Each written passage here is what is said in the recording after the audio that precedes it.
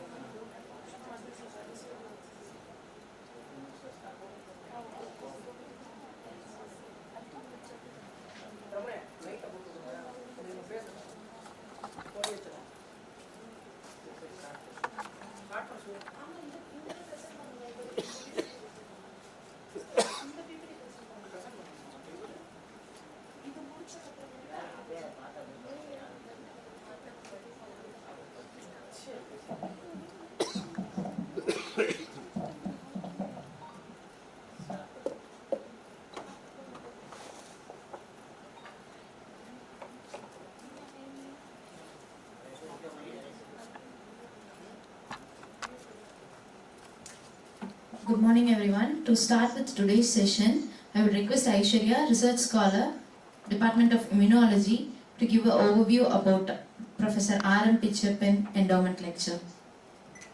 Good morning all. It is my great honor to give a note on Professor. It's my great honor to give the note on Professor R.M. Pichappan Endowment Lecture, presented by James M. Matthew.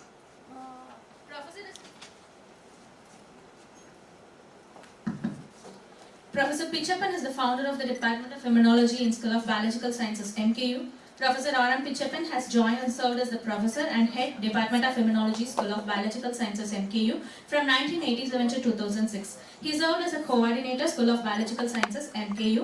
Post-retirement from MKU during 2006 to 13, he undertook a global, the Genographic project, funded by National Geographic, IBM, and Ted White Family Foundation, USA, tracing the migration of man through the globe.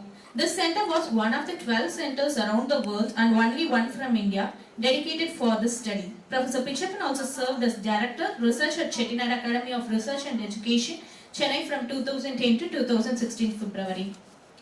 Professor Pichapan is the first to describe the genome predisposing for leprosy in collaboration with Oxford, immunogenetic and functional genomics of tuberculosis, HLA diversity in India, first coastal migration man through India. Professor Pichapan is an expert in human genomics, human immunogenetics, immunology of infectious diseases, transplantation immunology. With his expertise, he greatly served the society in HLA matching for kidney and bone marrow transplantation, CMC Vellore, and many hospitals in southern India. With his great conviction in science, wisdom of learning, and stringent training by his mentors, Sir has, with a motto not to compromise in science, aims at India-centric research and requisite technologies, the science very much required for developing countries, a holistic approach to study diseases and to deliver in science. Professor is the recipient of various awards and honors. Some of his notable awards include Lifetime Achievement Award, Genome Medicine Consortium UK in 2020, Lifetime Achievement Award in 2015, Star Awards by IBCN, Indian Association of Applied Microbiologists India, Darwin of India Award, American Tamil Medical Association, Washington Greater Area, USA in 2011, H.M. Bhatia Oration Award, ICMR IIH Mumbai in 2001, and so on. His research documentaries, The Story of India by Michael Wood, Maya Vision, London, 10th minute, Madurai chapter appears in BBC World, first telecast 24th August 2007 to 2008 in USA, Discovery Channel, India, 16th April 2008, Journey of Man by Spencer Wells, National Geographic Channel, International or PBS Channel, first telecast in 15th December 2002. In his name, every year the endowment lecture was conducted in Aqua-Terr. With this brief introduction, I will now introduce our esteemed speaker, Dr. James M. Matthew. His research for the past 32 years has been in areas of immune responsiveness and tolerance, induction in clinical organ transplantation. These studies have resulted in more than 270 publications including book chapters, review articles and editorials, original papers and presentation. The major thrust area of these has been on immunological effects of donor bone marrow cell and donor hematopoietic stem cell infusions in organ transplant patients using in vitro and ex vivo culture systems. It has been observed that using multiple assays for donor-specific unresponsiveness may identify potentially tolerant recipients who may be candidate for immunosuppressive drug withdrawal. Recent studies have also assessed the role of CD4+, CD127, CD25 high FOXP3+ regulatory T cells as potential tolerance inducers in kidney and liver transplant patients, as well as the differential susceptibility these cells to various immunosuppressive drugs used in clinical transplantation. With this short introduction, I now request Dr. James M. Matthew, Professor of Surgery and Microbiology Immunology, Director of Immune Monitoring Core, Comprehensive Transplant Center, Northwestern University Feinberg School of Medicine, to deliver his talk on induction of tolerance in clinical transplantation. Over to you, sir.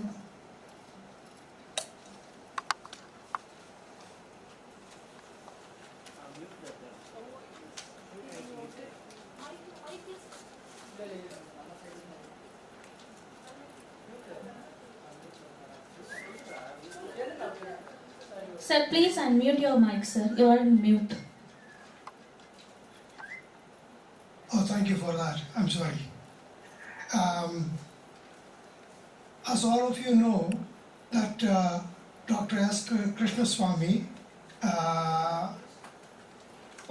whom we fondly remember, called as SK, established the School of Biological Sciences in 1967 as an integrated department of biology. Then, in 1980, a weird-looking guy joined the MSc Integrated Biology program. I owe a great deal to Dr. SK for my admission and for his subsequent guidance while I was in MKU. As the years passed, the weird guy looked more weird, sprouting a mustache. For that matter, most of these guys were actually looked weird in those days. And then I joined the PhD program under VRM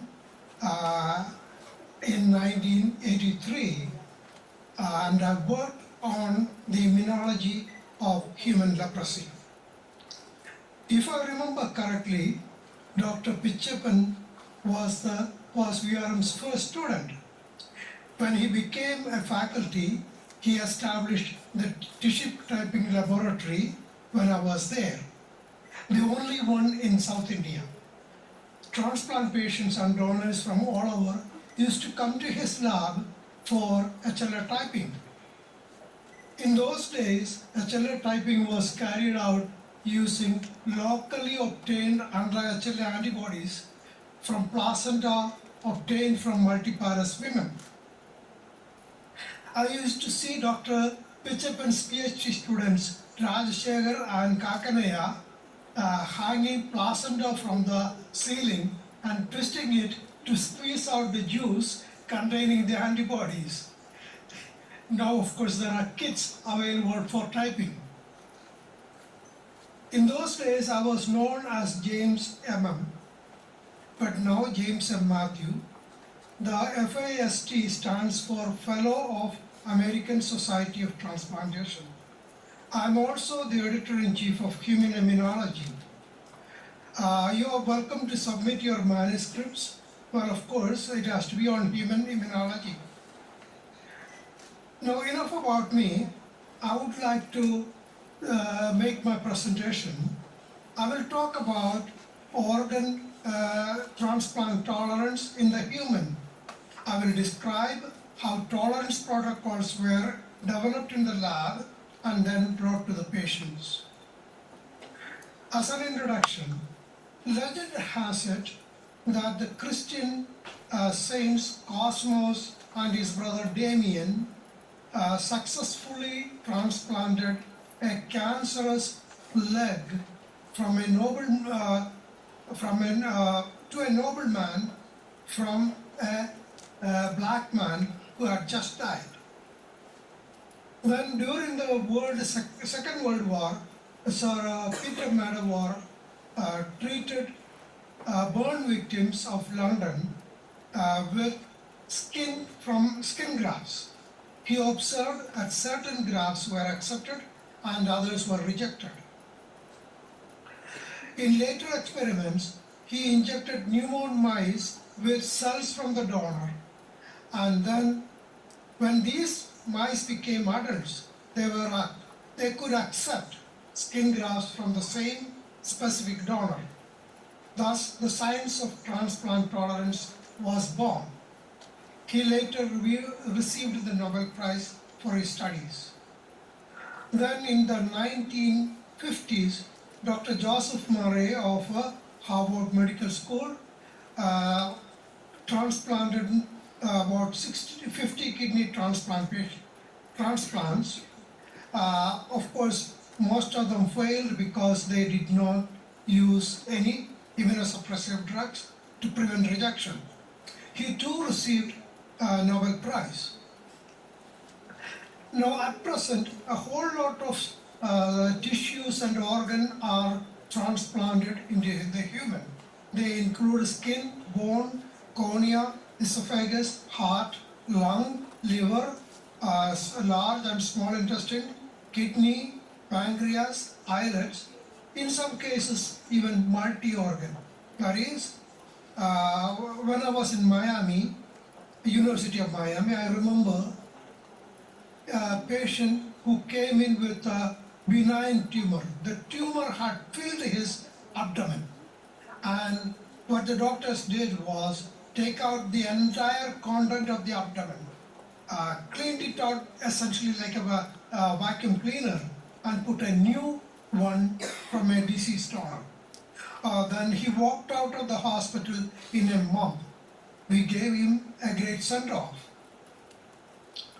Now, my own experience was more with the kidney transplants and with some liver transplant patients. Now, when compared to dialysis patients, transplant patients had a better survival over the years. But the patients who did not survive actually developed graft rejection. This graft rejection occurred when the recipient's immune cells infiltrated the graft, causing tissue damage. The endothelial cells of the kidney or the organ in the blood vessels of the organ, the endothelial cells proliferated and into the lumen, obliterating the lumen of the blood vessel, causing the blockage of blood flow. Then the kidney would look like something like this. Now, there is a consequence to transplantation. That consequence is the patient has to take lifelong maintenance immunosuppression, lots of medications. Otherwise, the graft will be rejected.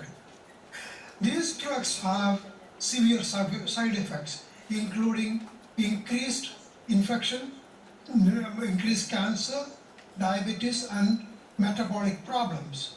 Also, these drugs are toxic to the kidney. Thus, even a liver transplant patient who is taking these drugs will eventually need a kidney transplant in about 10 years. So there is a consequence. And the immunosuppressive drugs evolved over time. But the future belongs to drug-free, donor-specific tolerance. And in this tolerance, therapeutic self-transfer is essential. And this is what I'm going to talk about. Now, in 1993, Tom Starzl and his Pittsburgh group observed the presence of donor cells in the tissues of long-term liver and some kidney transplant patients. This is called a chimerism. He reasoned that donor cells from the allograft migrated into the tissues of the recipient where they function as immune regulators. Now, what is chimerism? In Greek mythology, there is a mythical animal. It has a lion's head, body of a goat, and its tail is a snake. This animal is called chimera. So chimerism is a state of a mixture of more than one immune system coexisting in somebody. So that is chimerism. Now, based on Madurai and Starzl's observations, several transplant centers adopted the use of donor bone marrow cell infusions to possibly induce transplant tolerance in patients. Our own experience when I was in Miami included 350 liver transplant or liver intestinal transplant patients, 111 kidney patients, 25 kidney and pancreas patients, and 6 islet recipients with donor bone marrow cell infusions. How did we prepare the bone marrow cells? While the organ is procured, we took out 5 vertebrae from the donor, brought the vertebrae to the lab, cracked the bones open into small pieces, and made single cell suspension. This stem cell rich bone marrow cells were infused into the patient after the transplant. Now, among our kidney transplant patients who are given donor bone marrow cell infusions, we observed less chronic rejection than in the control groups. Also, these patients had increased graft survival compared to the control patients. In spite of these observations, immunosuppression was not stopped in these patients because the doctors were reluctant to take chances.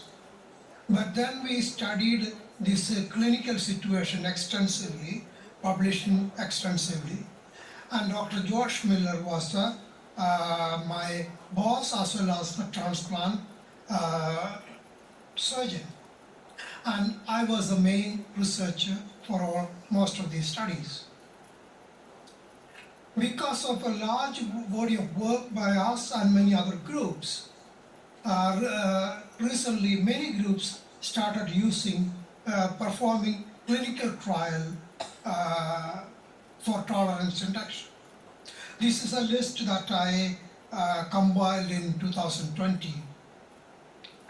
The N represents the number of subjects that are either enrolled or planned to be enrolled in the trials. In 2007, Dr. Miller and I moved it to Northwestern and established a tolerance program at Northwestern. As you can see here, Northwestern is at the forefront of these clinical trials. Now coming to the first of the clinical trial in HLA-matched kidney transplant patients given donor hematopoietic stem cell infusions. This is the clinical protocol. We gave the transplant on day 0. Subsequently, we gave 4 different doses of donor hematopoietic stem cell infusions over 9 months. And then we performed serial biopsies. If the 18-month and 24-month biopsies were clean, we would stop the immunosuppressive drug treatment in these patients. If the 36-month biopsy, that is 1 year without any immunosuppression, if the biopsy was clean, we designated the patient as tolerant. Of course, then we confirmed tolerance with a 5-year biopsy. In this protocol, we enrolled 20 patients, but because of various reasons, only 15 patients were analyzed. Among these 15, 6 became tolerant. Unfortunately, 9 could not attain tolerance, and we had to keep them in immunosuppression. But we made a great observation. We found a dramatic increase initially in both the tolerant group as well as the non-tolerant group. But the increase was higher and sustained in the patients who became tolerant and remained tolerant for up to 7 years, whereas the non-tolerant recipients lost the Tregs. Then coming to the second clinical trial, this time in HLA mismatched kidney transplant patients. To describe that, I like to describe a cell called a facilitating cell. These are distinct from stem cells. They promote allogeneic stem cell engraftment. They prevent graft versus host disease, and these cells were described by Dr. Susan Ilstead. She would prepare a combination of the stem cells and the facilitating cells for clinical trial, and we called them FCRX. So I'll be using this term FCRX from now on. Now, how did we prepare the simultaneous FCRX kidney trial? Many days before the transplant, we gave the donor medications that would bring the stem cells and the facilitating cells from the bone marrow into the peripheral blood. Then we performed a leukapheresis of the donor. Dr. Ilstead purified the facilitating cells and the hematopoietic cells and cryopreserved this FCRX. And meanwhile, we conditioned the recipient by giving a whole lot of drugs. This was to reduce the immunosuppressive immune cells of the recipient. Then on day 0, we performed a kidney transplant, and the next day infused the patient with the cryopreserved FCRX. This is a clinical protocol. I'm not going to describe that in detail. But after the transplant and the FCRX infusion, if the patient attained full macrochimerism and had stable renal function and no anti-donor antibodies, and the biopsies are normal at 1 year post-transplant when we stop the immunosuppression in these patients. Thus, this is when we enrolled 36 patients, 27 of them became durably chimeric. In those durably chimeric patients, we could stop immunosuppression. These are the first group. Some of them were up to more than 13 years without any immunosuppressive drugs. The latest one, the 36th one, was more than 6 years without any immunosuppression. So this is the first group of 10 patients, next 10 patients, next 10 patients. Again, if there is durable chimerism, we can stop the immunosuppressive drug treatment in these patients. Unlike the patients on immunosuppression, their immunity was normal like for the rest of us. None of these patients died due to COVID-19.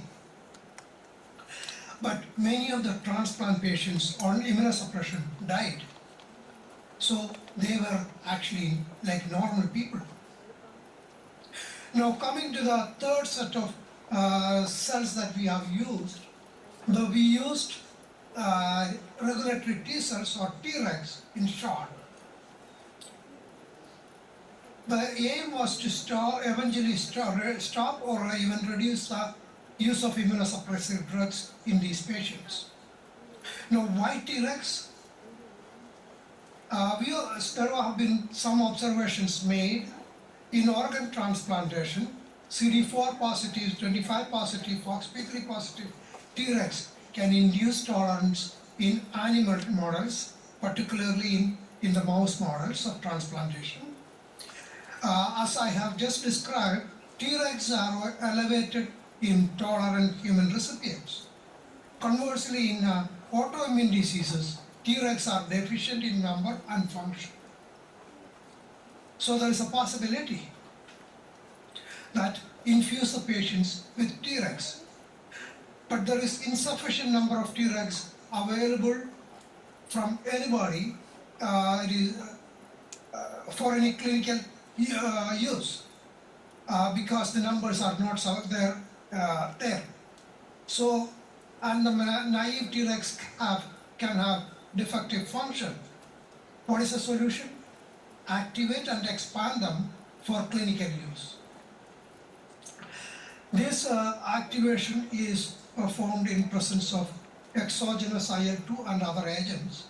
There are two ways to expand the Tregs: by polyclonal Treg expansion, by antigen-specific Treg expansions. We are using both these expansion protocols. Coming to the polyclonally expanded Tregs, we performed a phase 1 clinical safety trial in kidney transplant patients. How did we manufacture the Tregs? We performed a leukapheresis, and from the leukapheresis product of the recipient, we isolated CD25 positive cells by using the Clinimax system, and we stimulated the Tregs with anti-CD3s and CD28 beads. After large-scale expansion, we removed the beads, again using the Clinimax system. After quality control, we infused the product to the transplant patients. Now, we found that after the infusion, there was a nearly a 10-fold increase in the patients. And this increase was long-lasting, over a year. And there is some sort of a dose-dependent effect. That is, the patients who are given higher number of Tregs had higher increase in the Tregs. This was opposed to 10 control patients who did not receive Tregs but were treated exactly like these patients with kidney transplant with the same immunosuppressive drugs, but they did not have similar increase in the Tregs. Now we have optimized the generation of donor autoantigen specific regulatory T cells also. And how did we do that? We purified the Tregs as before, then stimulated them with donor B cells. We stimulated the Tregs on day 0 and 7 with the donor B cells, and as a result, only the donor-specific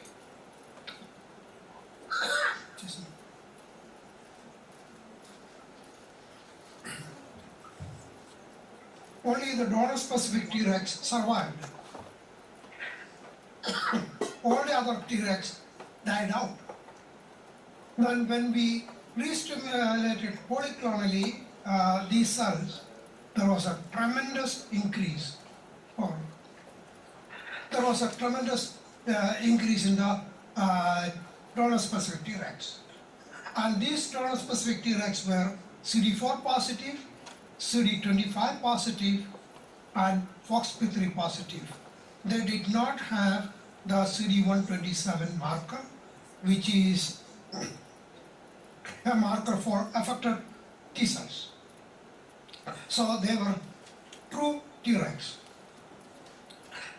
And these donor-specific Tregs were more potent in MLR suppression when compared to polyclonal Tregs. They specifically inhibited the donor responses and less inhibition against a third party. And so these donor-specific Tregs were more potent and specific.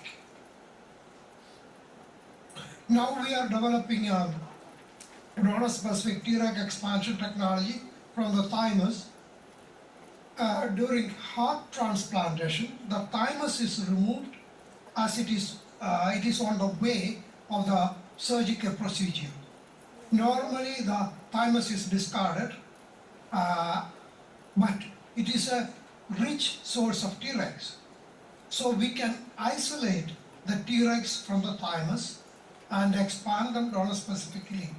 And the aim is to give back to the pediatric heart transplant recipients autologous thymus-derived donor-specifically expanded Tregs.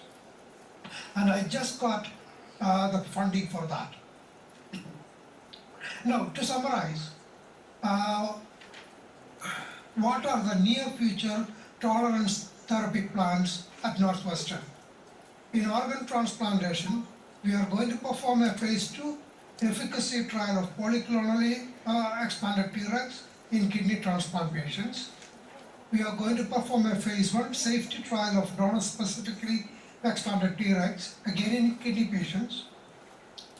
Then develop donor-specific expansion technology from thymic Tregs for trial in pediatric heart patients.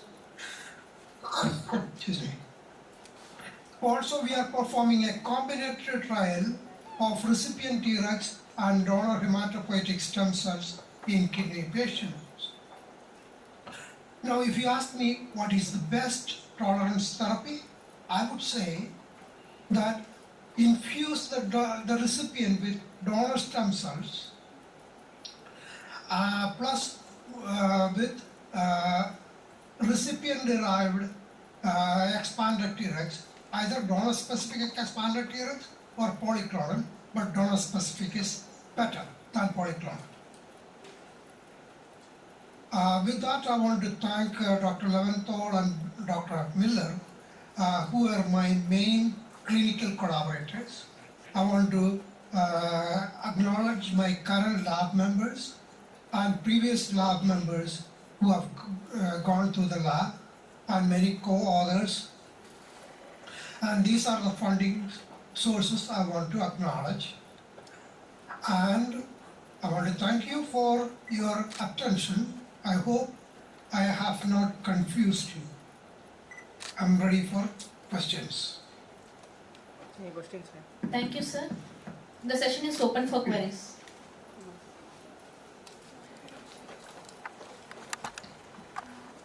Sir, I have a question, sir.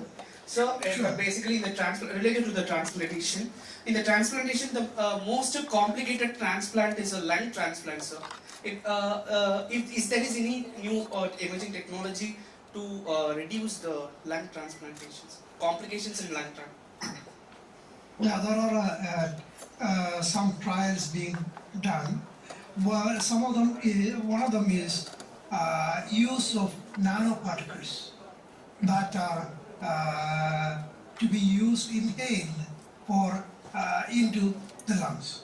So that nanoparticle can have different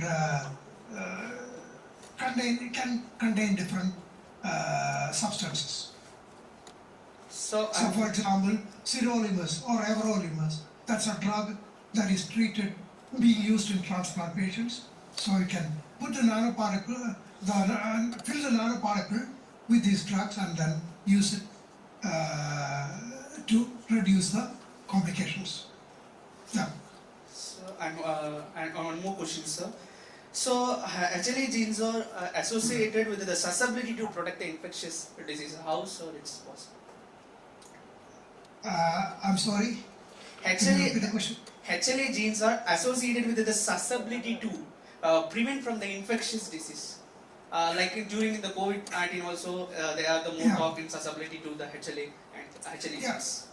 Yeah, well, different people with a different HLA phenotype, genotype had a different susceptibility, of course.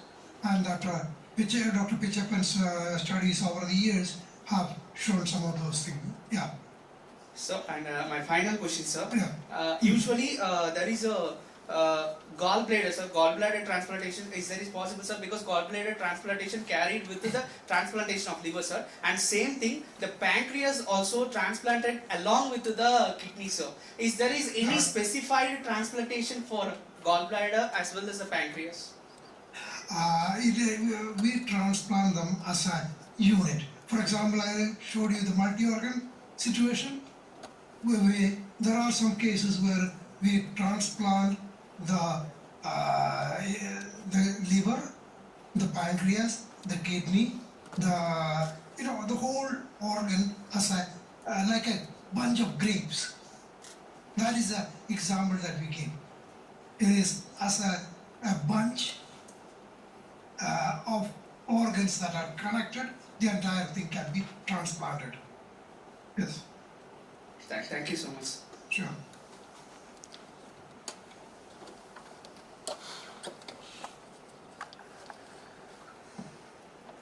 Sir, I have one basic question, sir. Sir, you told that you have isolated the T-Rex from thymus itself, sir. As of thymus, it will reduce in size and efficacy when we grow, sir. At which point or at which age group the thymus could be the best for T-Rex isolation? That's a very good question. Actually, we are doing this in small babies, essentially. And these pediatric patients, their thymus is very active and they contain a lot of T-Rex. And we are going to use these expanded T-Rex in the heart transplant patient, pediatric patients, not in adults. Adults we can do a leukapheresis, that is, take out the blood from the vein and purify T-Rex. We can expand them and give it to other subjects. But for pediatric patients, we cannot get enough blood. So the only source is the thymus, and that's a very good source. Thank you, Hope sir. I answered your question. Thank you, sir. Yes, sir. Any other questions? Thank you very much, sir, for your interesting and interactive session. Sure. Welcome.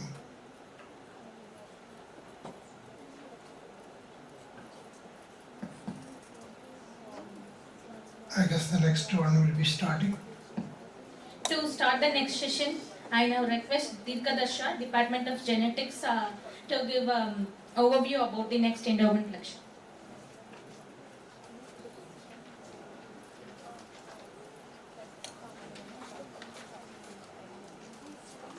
Good morning, everyone.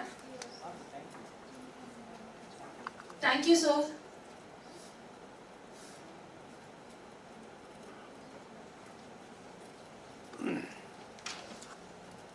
So, good morning, everyone. It's my honor and privilege to introduce the legacy of Genomics Endowment Lecture to you all.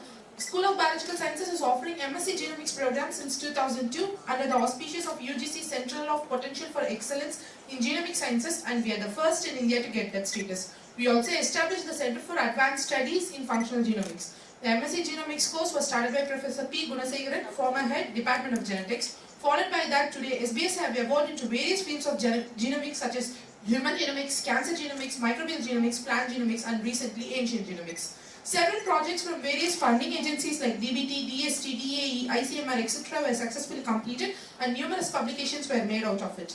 In the year 2010, Professor P. Gunasegaran organized a mega conference on genomics with 64 speakers. In commemoration to that, Genomics Endowment Lecture Series was started. So here, in this conference, we have the most eminent speaker for the Genomics Endowment Lecture, Dr. K. Kamaraj. Dr. Kamaraj's major research interest has been in the field of human origin, health and disease. He is interested in understanding the complex origin and affinities of Indian populations using the genomics variations of contemporary population and ancient biological remains. He is also interested in understanding the impact of endogamy on health and disease of South Asians. His other research focus is to find the molecular basis of male infertility, cardiovascular disease, sex determination and mitochondrial disorders. I would like to highlight few of his significant contributions to the field, where he discovered that the endemic tribal populations of Andaman Islands are the first modern humans who migrated out of Africa, and that was published in Science. Subsequently, he also found that the present-day Indian population descended from two diverse groups, namely ancestral South Indians and ancestral North Indians. Further, he found that the ASI and ANI have admixture during the past 2000 to 4000 years. So, to a special mention, he is one of the leaders of initiative of the 10,000 Genome Project, and now currently he is serving as the recipient of J.C. Bose Fellow at CCMB Hyderabad. Now I hand over the session to Dr. K. Kamaraj to deliver his lecture on the topic Population Genomics and Public Health. Over to you, sir. Thank you very much for the introduction. I hope it's audible. Yes. Yes, sir. Can you hear me? Yes, sir. You are audible. Thank you. I also thank Professor Kumarasan for inviting me to speak. I think almost every year I am speaking in this particular forum. So today what I am going to speak to you is about how studying population genomics is going to help as for understanding our health and disease. Is there a slide visible? Yes, sir. Okay. When you talk about population genetics, population genomics, there's no other country in the world which has any close connection or close in terms of genetics close to India or Indian subcontinent, because we have collection of large number of population groups. That's why we call as India is an ethnic museum. In order to understand why such a huge diversity in India, we have been studying various populations for the last 2.5 to 3 decades. As you see here, in some study we focused on specific population groups. In some study we focused on several linguistic groups or religious group or a particular region, as you see here, like for example Austroasiatic, Indian Muslim groups, Himalayan region, Lakshadweep and so on. So we also look at some of the ancient DNA studies which revealed many other aspects. We also broadly look at Indian population history, how overall studying Indian population history helps us in understanding our past, also our health and disease. We also contributed to international human genome diversity. For today's talk, I'm going to highlight some of the studies which are very, very important in the Indian context, both in terms of understanding our origin, affinities, and also our health and disease. While doing this, so one of the study which we did was on the tribal populations of Andaman and Nicobar Island. This is the Onge tribe. There are 4 different tribal groups who typically look like Africans in Andaman and Nicobar Island. This is Onge. We also have Jarawa, Great Andamanis, and Sentinels. And Sentinels are the ones who are still in isolation. Nobody can go near them, and they will try to shoot with arrow. It happened few years back when American tourists tried to go there, and they have killed. Whereas other 3 populations we can able to collect sample, and we have used different set of genetic markers. As all of you are aware, in a cell we have nucleus that will have genome called nuclear genome. There are 46 chromosomes in somatic cells. 23 we inherit from father, 23 from the mother. In addition to that, we all know there's a mitochondria in the cell. Mitochondria has its own DNA. It's called as mitochondrial DNA. We all inherit mitochondria and mitochondrial DNA only from the mother. Therefore, if somebody wants to trace the maternal lineage, one has to study the mitochondrial DNA. In case somebody wanted to study the paternal lineage, the Y chromosome, which is present only in the male, can be used, because these 2 are called as uniparentally inherited marker, doesn't undergo any recombination. Therefore, one can trace our history, both maternal side and paternal side. If you wanted to look at history of both the parents, then you use the autosomal markers. So in this case, we used the complete mitochondrial DNA sequence to understand the early human who have migrated out of Africa. While sequencing, we came to know that these are the numbers. Mitochondrial DNA is 16,500 base pair. These numbers indicate these are the position where there's a mutation compared to the reference mitochondrial genome. These mutations which we found in Andaman tribes, these are not found anywhere in the world. They are very, very unique. And based on these mutations, one can also calculate the age of the population. It turned out to be around 65,000 years. So based on this information, we have proposed that probably Andamanis are the first modern human who migrated out of Africa and taking southern coastal route and reached Andaman and Nicobar Islands about 65,000 years back. I didn't tell you, I hope that you all know that the modern human arose in Africa about 106,000 years back. Okay, so then started migrating out of Africa. This is the first genetic evidence suggesting that the Andamanis are the first modern human who migrated out of Africa about 65,000 years back. Of course, further they have migrated to Australia, and you can actually see the connection between Andamanis, African, Australian Aborigines, and some group in southern part of India, particularly Kurumba, because while migrating, some have stayed in southern part of India, which I'll tell you in the coming slides. So after that, again, we have looked at several populations, but in this study, we selected large number of population groups representing Dravidian linguistic group, Indo-European, Austroasiatic, Tibeto-Burman, and the Andamanese group. Again, under each linguistic group, we also selected the social groups, so-called upper caste, middle caste, lower caste, tribes, and Pintu tribes, who have representation from all over India. And we used 1 million SNP markers. That was the advantage in the recent past, that genome-wide SNP markers. We also compared that with the Human Genome Diversity Panel and HapMap data set. In this study, actually, we came up with the hypothesis that in the prehistoric India, there were 2 founding populations.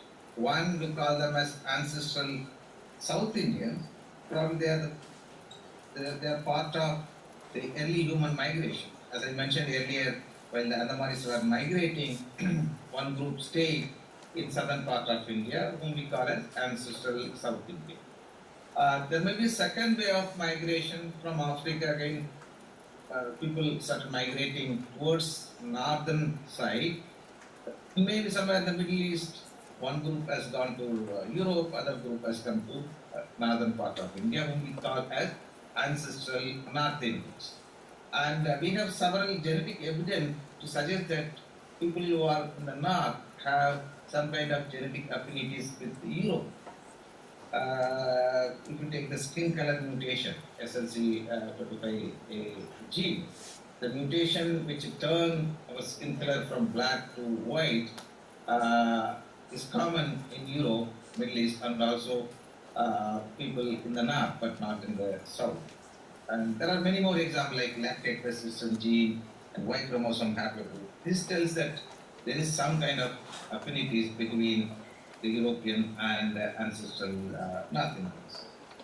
On the other hand, if you look at this PCA plot, principal component analysis, there are 3 half map samples. This is European, African, and Chinese. While there are hundreds of individuals in these clusters, but if you look at Indians, say every single population is unique. This tells that these 3 half map samples, although several individuals are collected from Europe, Africa, and China, they are in a single cluster, suggesting that genetically they are more homogeneous, not much difference. Whereas look at Indians, every single population is unique because every single population have unique set of mutation because of the endogamy, which I will tell you in the coming slides. So this tells that although every population is unique, but still they all have some kind of genetic affinity. That's why the cluster is a gradient of clusters. The reason we'll see in the coming slides. So in this study, what we concluded was that all Indians have admixed. Otherwise, we would not have seen these kind of clusters of gradient of clusters. We also refuted the Aryan invasion theory that was proposed by Max Muller, that the people with the light skin colors are called as Aryans. They came to north and pushed all the Dravidians. But we said that there's no distinct population exists in India whom we call as Aryan. We also found there's a high frequency of recessive mutation which might cause recessive disease. In addition to these 2 founding groups, there are several groups which have migrated into India at a different point of time. For example, the Alexander's army, military conquest of Arabs and Turks, British colonization. We also have like Sindhis who migrated from Africa about 400 years back, a Jewish population, Parsis, and few more. So all of this makes India is a complex nation, and some of you may not know that in India we have 4,635 anthropologically well-defined population groups.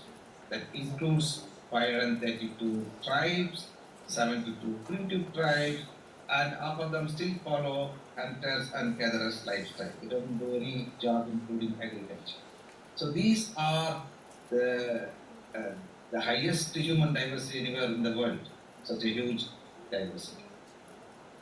Now I'm coming back to that to show you that these 2 founding groups, I said that they have admixed and gave rise to many population groups.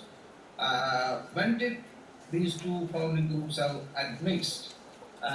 We could not address at that point, so we took another study, and this study we have shown that the ancestral South Indian and ancestral North Indians initially have gave rise to many population independently. You can imagine that in about 65,000 years back, some group entered into southern part of India, maybe in a jungle. They must have finished all the food available in that particular area, and some group were probably adventure in nature, and they must have migrated to other place to in search of food, and from there maybe another place. That's how so many populations have evolved on both the sides. But interestingly, these two groups have admixed during the last 2 to 4,000 years. In the 2000 years, there was an admixture. The color indicates that their genome is mixing. Right? After admixture, last 2000 years, every single population started practicing the endogamy. Endogamy means marrying within the group. So maybe the caste system which arose around 1000 or 1500 years must have put more pressure on every single population to maintain the endogamy, marrying within the group. Even today, it's very strictly followed, particularly in the village side. Okay. So these are the basic information about the Indian population. Initially, there were two founding groups, ancestral South Indian and ancestral North Indian. They gave rise to many populations. In the last 2 to 4,000 years, there was admixture between these two groups. Then last 2,000 years, every single population is marrying within the group. Because last 2,000 years, every single population marrying within the group, naturally, whatever the mutation each population acquired, that is going to be restricted only in those populations. So now we are going to see, so what is the impact of such endogamous marriage, or in other words, we can say impact of the population specific mutation which each populations have acquired. In order to understand that, we took another study. This time we did not restrict only within India, we expanded that to other South Asian countries. If you take other South Asian countries, including Sri Lanka, Pakistan, Nepal, Bangladesh, and other South Asian countries, the number of population is 5,000. Okay, it's one of the largest human diversity in this part of the world.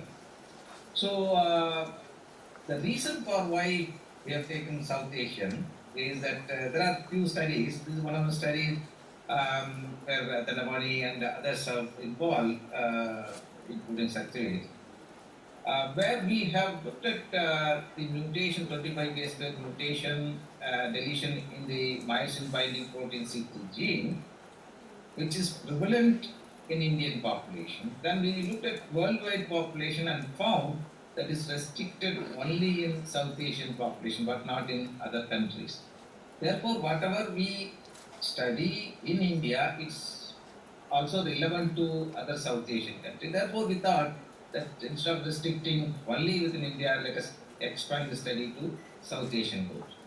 So in this study, we took 2,800 individuals from 275 endogamous groups. As you see here, the color indicates different linguistic groups, and also the place where the samples have been collected. There are few isolated languages, including Andamanese, Nepalese, and a few more, who have representation from the remote populations. In this study, again, interestingly, we found there's opportunity, particularly for young students. You can see that there are a lot of opportunities to study Indian population in order to understand and identify population-specific disease-causing mutation. To give you some idea about that, this is IBD score. Every line represents one population. There are 275 populations, right? So there are 275 populations are here. To simply say that IBD, that's identity by descent. If you take two unrelated individuals, let's compare some 10 kilobase DNA sequence. If somebody claims that they are unrelated, but if you don't see any difference in the 10 kb region, but you can straight away say that today you are saying you are unrelated, but few generation back you might have come from a common ancestor. Okay. But in case of Indian population, most of the Indian populations have that kind of structure. Most of the individuals in a particular population have come from a common ancestor. So that's because of the endogamy. You can see there are two red colored lines.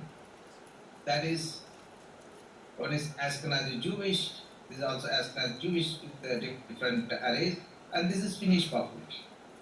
You can see that they have tiny IBD score.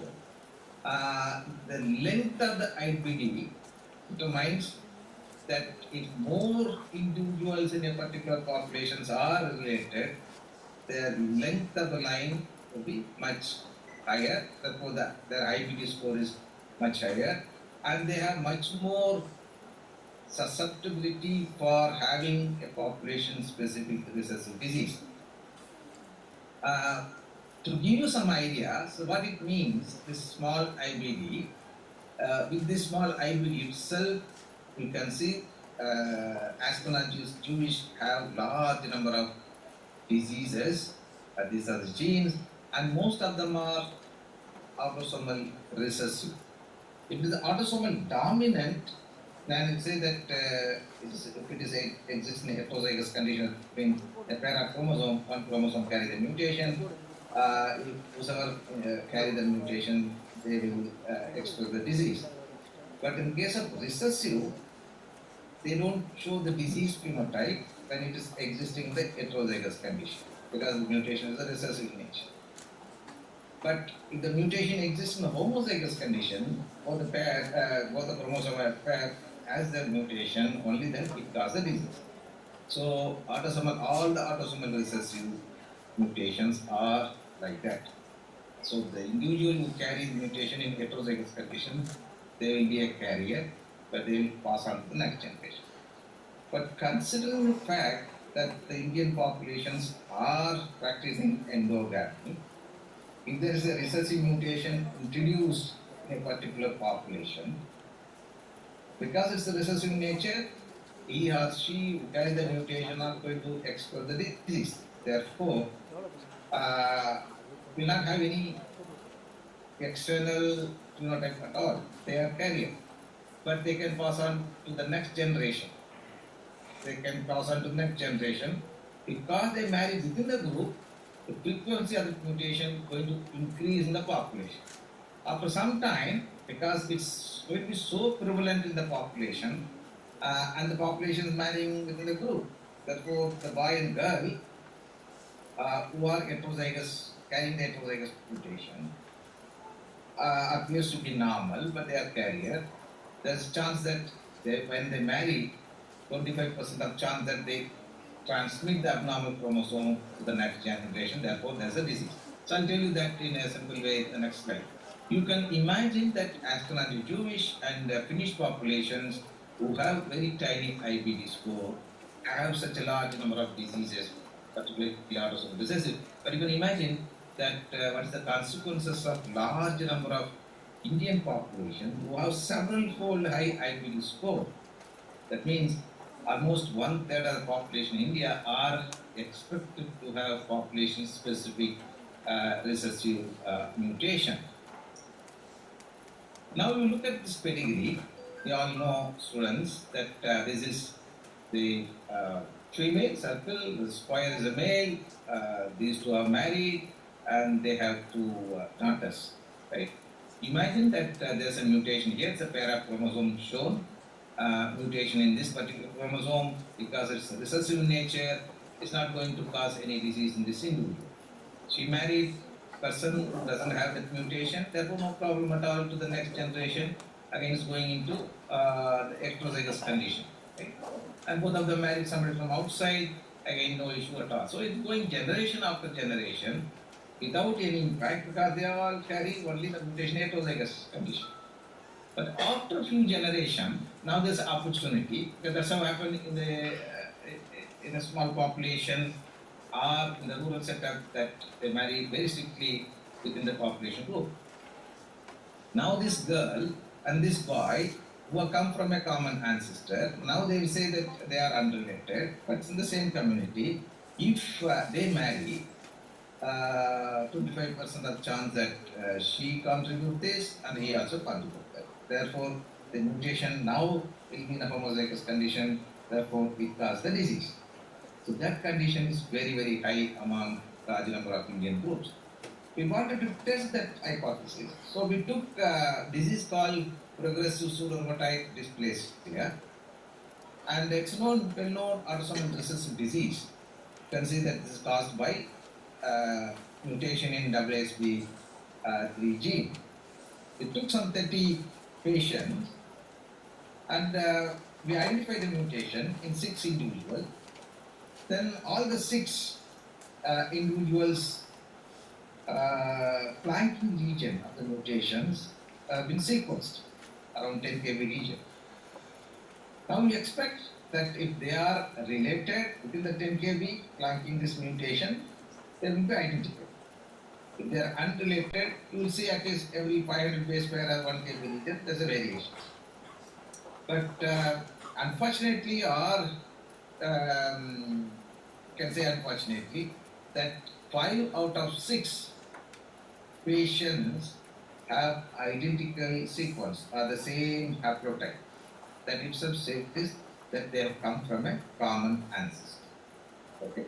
I'll give another example. Here you look at, there's a gene called polymerase gamma. It is essential for mitochondrial DNA replication. So in this case, this is a wild type C, this is a complete mutant, this is a heterozygous. The parents are heterozygous with the 45 year and 39 year, they are absolutely fine, no problem at all. But unfortunately in this family, 2 out of 3 are with homozygous mutation. And this mutation leads to lesions on the brain and also encephalopathy, seizures, stroke-like episode, and worst is that it leads to premature death. The children die at very, very early age.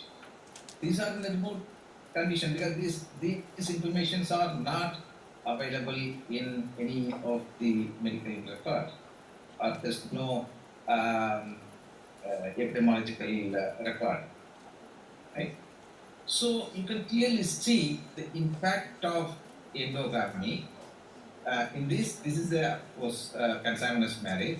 This is non-consanguineous marriage, but still you can see parents are heterozygous and the children, both of them unfortunately, had the disease and died.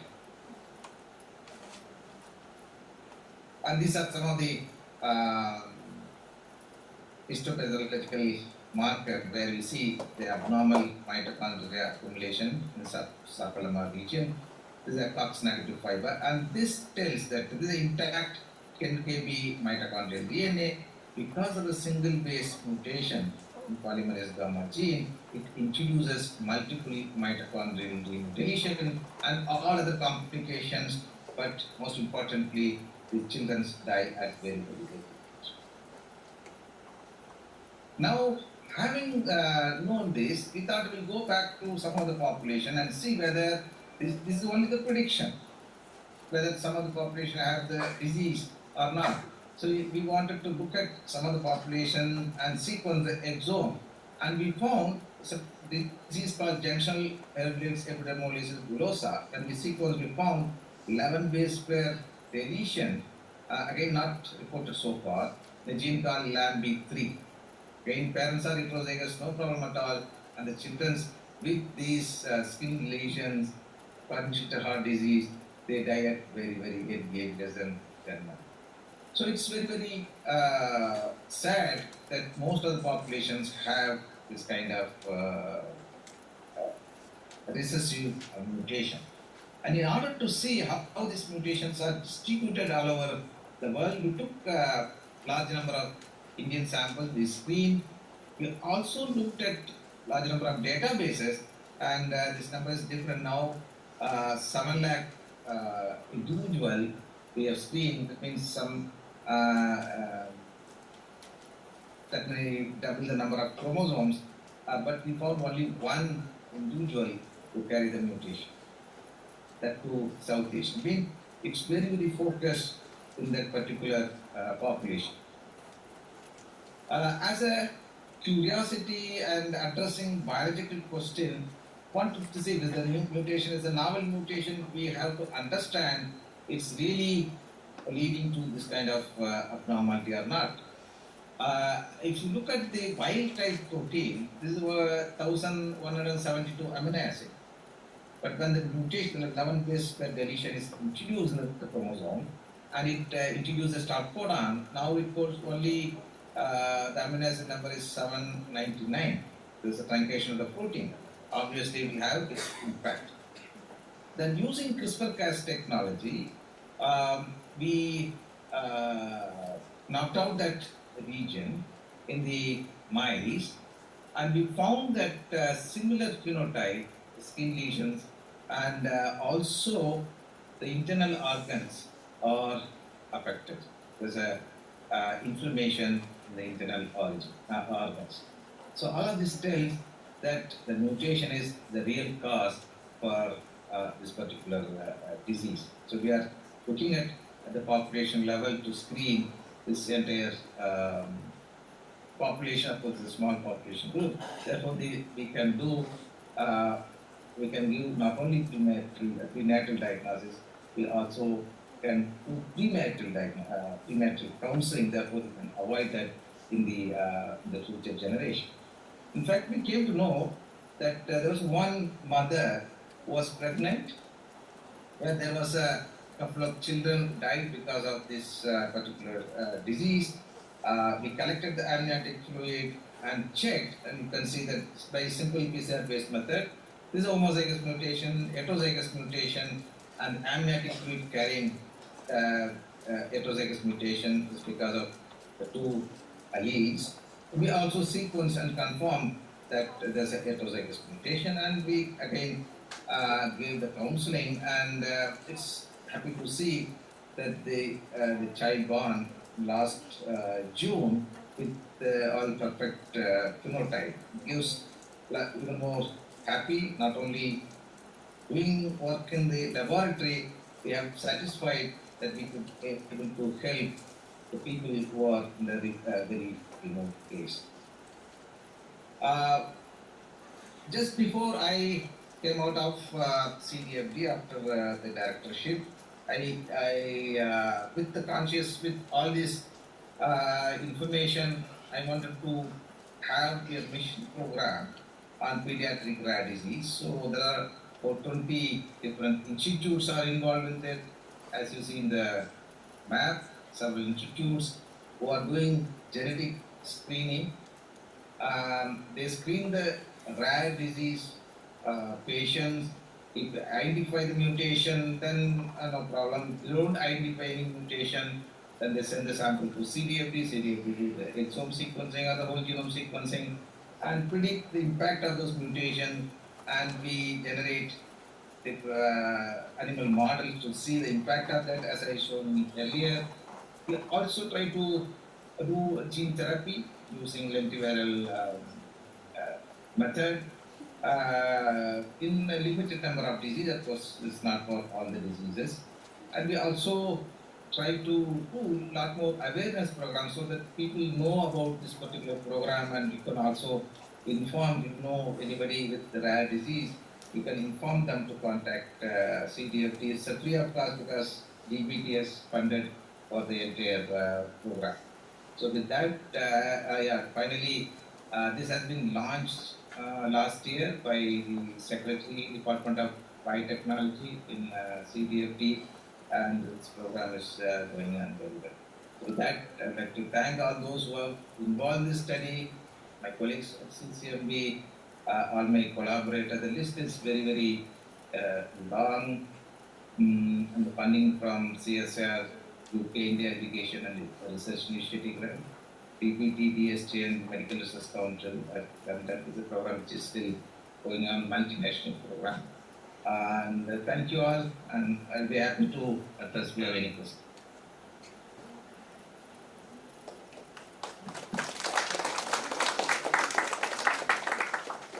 The session is open for discussion.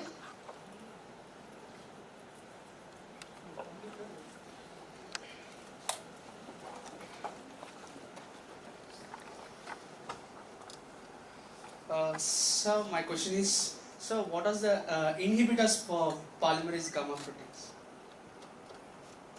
Inhibitor, in what sense you are asking? During This is the a gene, because you know polymerase is responsible for mitochondrial DNA replication. This is polymerase gamma exclusively responsible for mitochondrial DNA replication. Right? yes. So if you inhibit, there is no replication at all.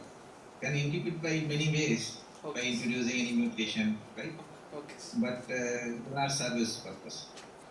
So and another my question, sir. So the voice or the mitochondrial DNA is passed from only mother. If you because if you take if you look at the structure of sperm, apiece, midpiece, and tail, the mitochondrial DNA, mitochondria exist in the midpiece, right? When at the time of fertilization, only the head part which contains the nucleus goes into the egg. But even if the mitochondrial goes, but it degrades, there's a mechanism. Because otherwise what happens, there are rare cases, paternal contribution, but whenever there is a heteroplasmy like heterozygous what we see in the nuclear genome, heteroplasmy in a given position, multiple peak, it always causes disease. Maybe there's a mechanism has been devised that because of large number of mitochondria and mitochondrial DNA in a cell, that itself is very complex. When the father's mitochondria comes, it will carry its own different mutations. Then it might lead to very significant amount of phenotypes. Even with single base mutation in a 16 kb region, one heteroplasmy itself will cause neuromuscular disease and patient cannot able to walk after a few years. So you can imagine 16,000 base pair, there could be many between mother and father. Well, therefore, the natural mechanism is such that we want to have only one set of mitochondria. Thank you, sir. Thanks.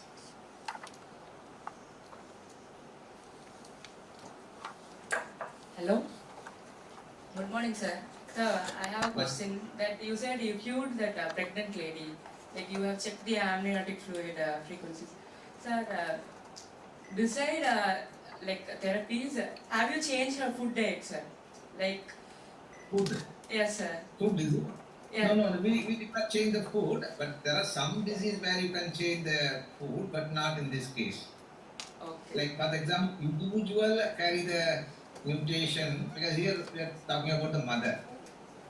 In some patients, particularly in case of mitochondrial disease, there are amino acid supplement. There are some food which the ketone and other things are less or more in some supplement are being followed, but that's for the individual who carry the mutation who has the disease, not for the mother. Okay. Thank you, sir.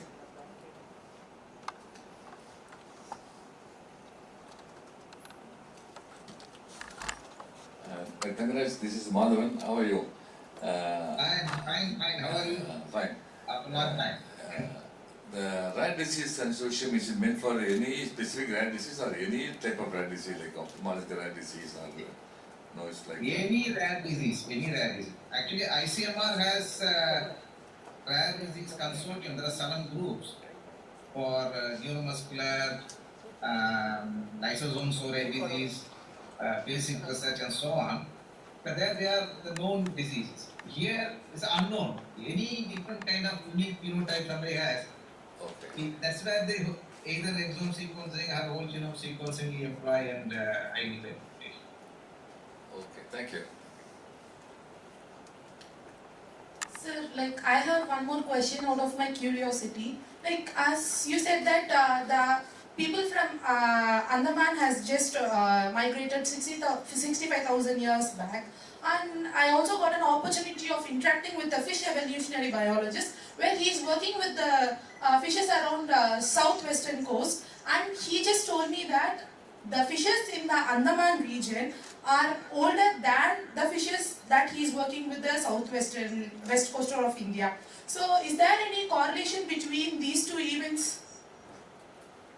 No, if you look at the deep sea and the shallow water closer to seashore, might be different, because there are some fish can survive in very deep sea because of the pressure, to tolerate the pressure and other things. They must have evolved much before compared to those who are the seashore. Again, there could be an intermix between the freshwater fish and the sea fish in the coastal region, wherever there's a river mixed with the sea, vice versa.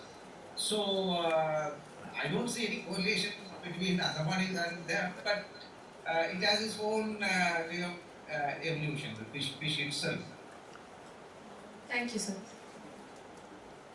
Is there any more questions?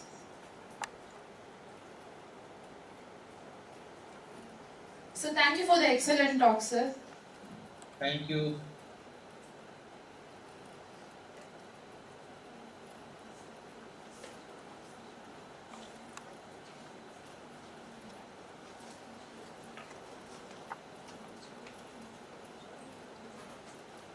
For the next session, we have Dr. Pushpanathan M., Group Leader, Functional Genomics, 23andMe Therapeutics, South San Francisco, California, USA.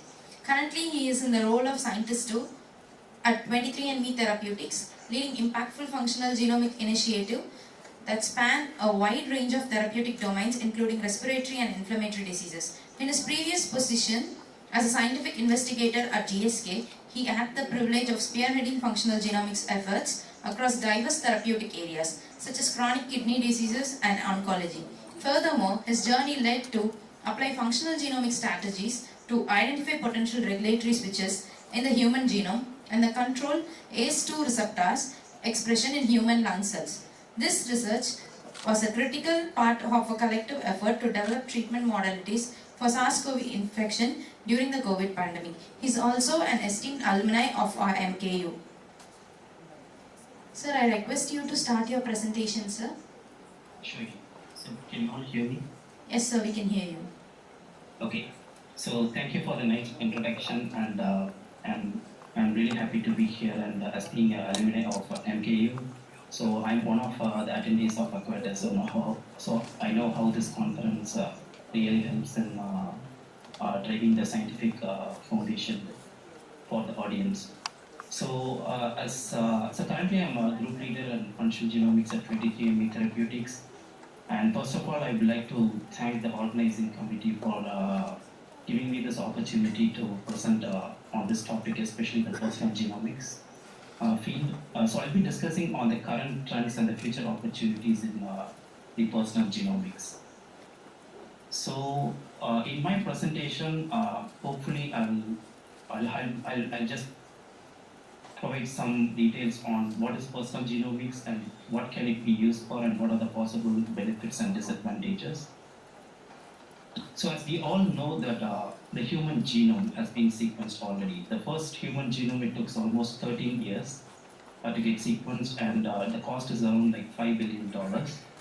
And also the work, it takes up to thousands of scientists involved in sequencing the human genome, which is published in 2001. And you can see the price of sequencing a human genome. It's a very expensive, and also it's a tedious process. Like it involves a lot of efforts, and many different countries, the scientists around many different countries, they involved in this human genome project.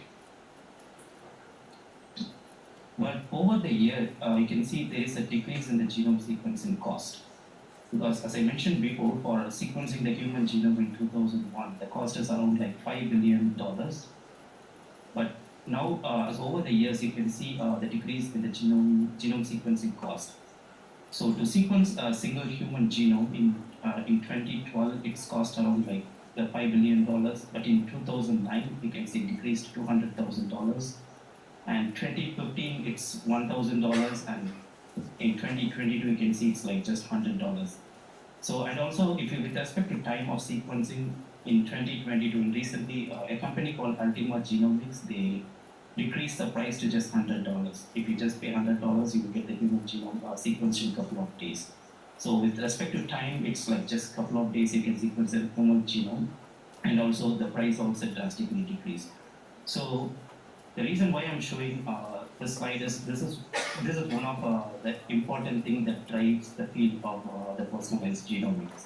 Especially when the price is low, that increase the number of like data sets which have been sequenced. So, for example, like a lot of researchers have been involved in conducting the genome-wide association studies. So, if the sequencing cost is less, so that they can do some kind of population studies, so they can sequence more genomes of the disease patients, and we can also sequence the genomes from the healthy donors, and then they can compare and see what makes the difference and what likely contributes for the disease phenotype. So this is the main driving factor for the advancement in the field of personal genomics. And most of you are aware of this, the terminology. It's a single nucleotide polymorphism. Basically, it's like a mutation in the genome. For example, if you take a two reduce one, but the DNA is like, it's almost like it's conserved, but some regions you can see, for example, this is one individual have a mutation, a nucleotide in the DNA, and the other individual have a gene at the same position. So this is a SNP, basically it's a single nucleotide polymorphism. This is just a change at one base pair, which is often called a single nucleotide polymorphism. And the SNPs are the common form of variations in the genome. There are hundreds and thousands of SNPs along the genome. And the interesting thing is, like some of the SNPs are shared with other people, but some SNPs are unique to us. And also, like many SNPs are common, often found across the big geographical areas, or other SNPs are region specific. So you can see some of the SNPs are highly conserved in some of the populations. So that really helps in understanding the population genetics.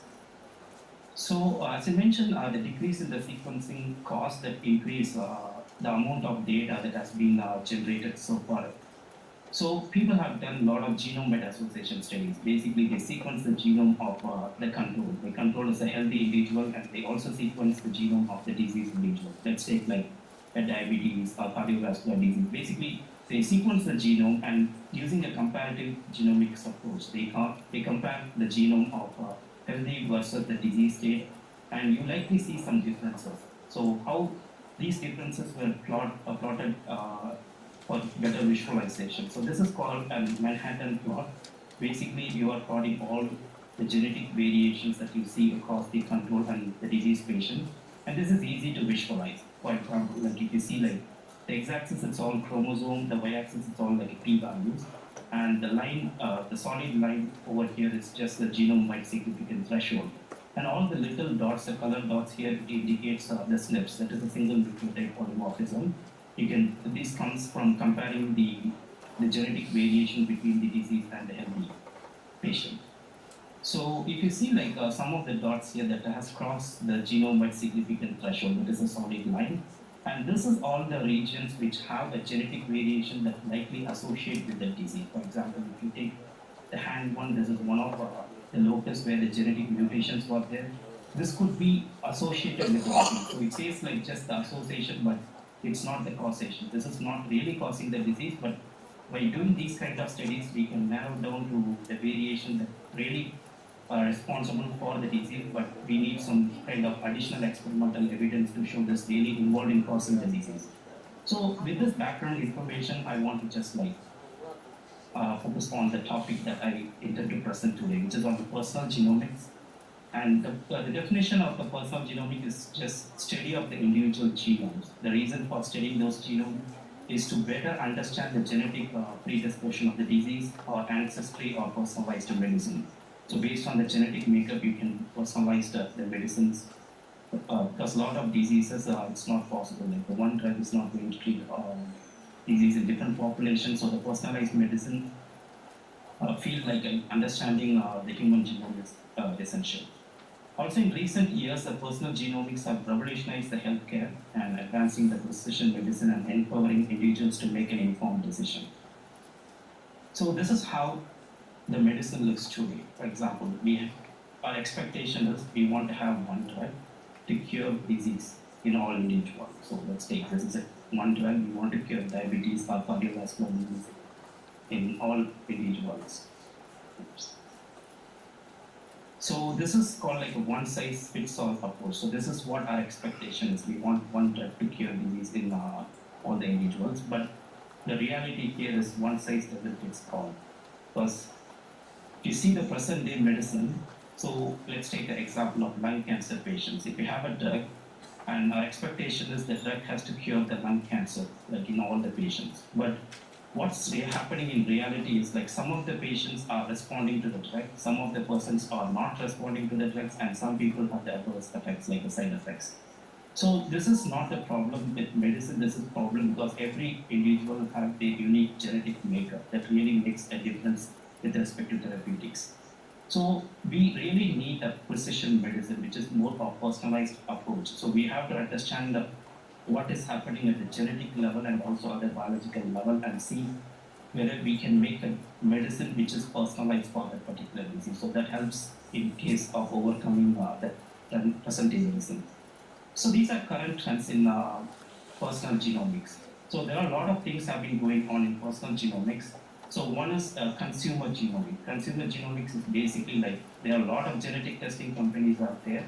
So they just test your genome, they provide the reports in the reports you can also look at like health risks, you can look at the ancestry and other related information. So this is just a consumer genomics. This is one, the current trends with personal genomics. And also the precision medicine. This is the next step of the personal genomics. So if you better understand your genome, what is the next level? So if you know what is causing disease and how those diseases is different from other individuals, if you know the causal for those diseases, then it's easy to tailor the treatment and also it helps in preventing the disease. And the big data and AI integration. So right now we are in an AI world. We want to use artificial intelligence for drug discovery or other research purposes as well. And so the reason why we have to integrate this artificial intelligence into big data, because whatever the data has been generated for the genomics, it's all large-scale genomic data. The human eye cannot able to go and look into all the details and cannot make any identify patterns or correlations with the large-scale genomic data. So the AI is very helpful. Even other data analytics tools can do that one. They just look into the big data and make a prediction, and we can come up with patterns and correlation that helps in enhancing the interpretation of the complex genomic data. The next thing is like ethical consideration. A lot of the problems going on now with personal genomics is ethical consideration. One is like these genetic informations are highly sensitive, so we should have this privacy concerns to protect these sensitive genetic information.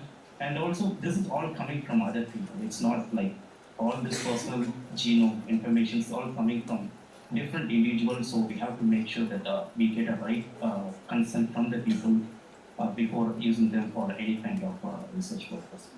These are current trends, but I'm going to elaborate on these things. So as I mentioned, I work in 23andMe. So 23andMe have like different groups. One is like consumer genomics, that's what I highlighted in the first point. And also they have a therapeutics. Basically, we use consumer genomics to generate all this genotyping data, and we use those genotyping data to aid in drug discovery. So we use those genetic information for coming with the new targets, and we do target validation, and we develop drug against those targets for curing the disease. So the image I showed here is just the kit. This is the kit which is offered by 23andMe, which is a health and ancestry kit. And this kit is there for a long time in the market, and we have sequenced millions of people, and we have genotyped millions of people, and we have the largest genomic database in the world.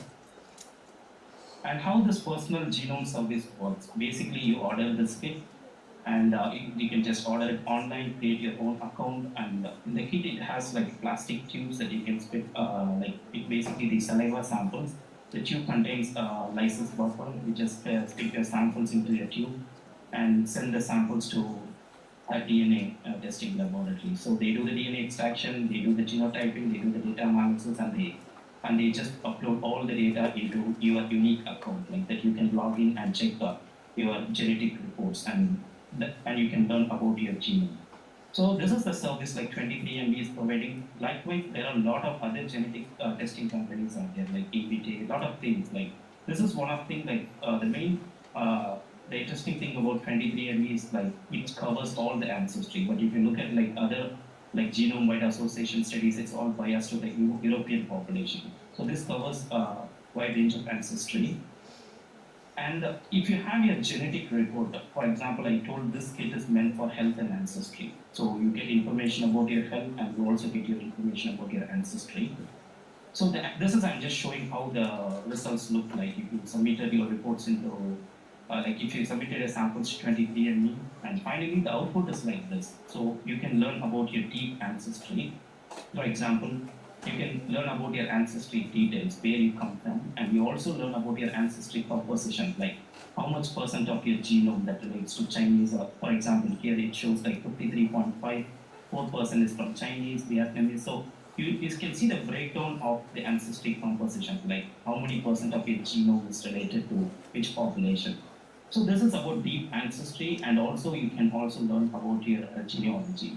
Basically, this one, how it works is like whoever submitted samples to 23andMe, who have genetic data in the 23andMe, that helps to identify the distance relatives. For example, assume this is a person who submitted samples for genetic testing, and these are the other people who submitted they did the genetic testing with 23andMe.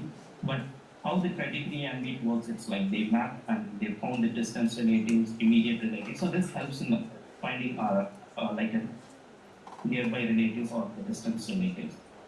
And the next thing about the health report, as I mentioned, health report, it provides a lot of different traits about the health. For example, here I'm showing one thing is about type 2 diabetes.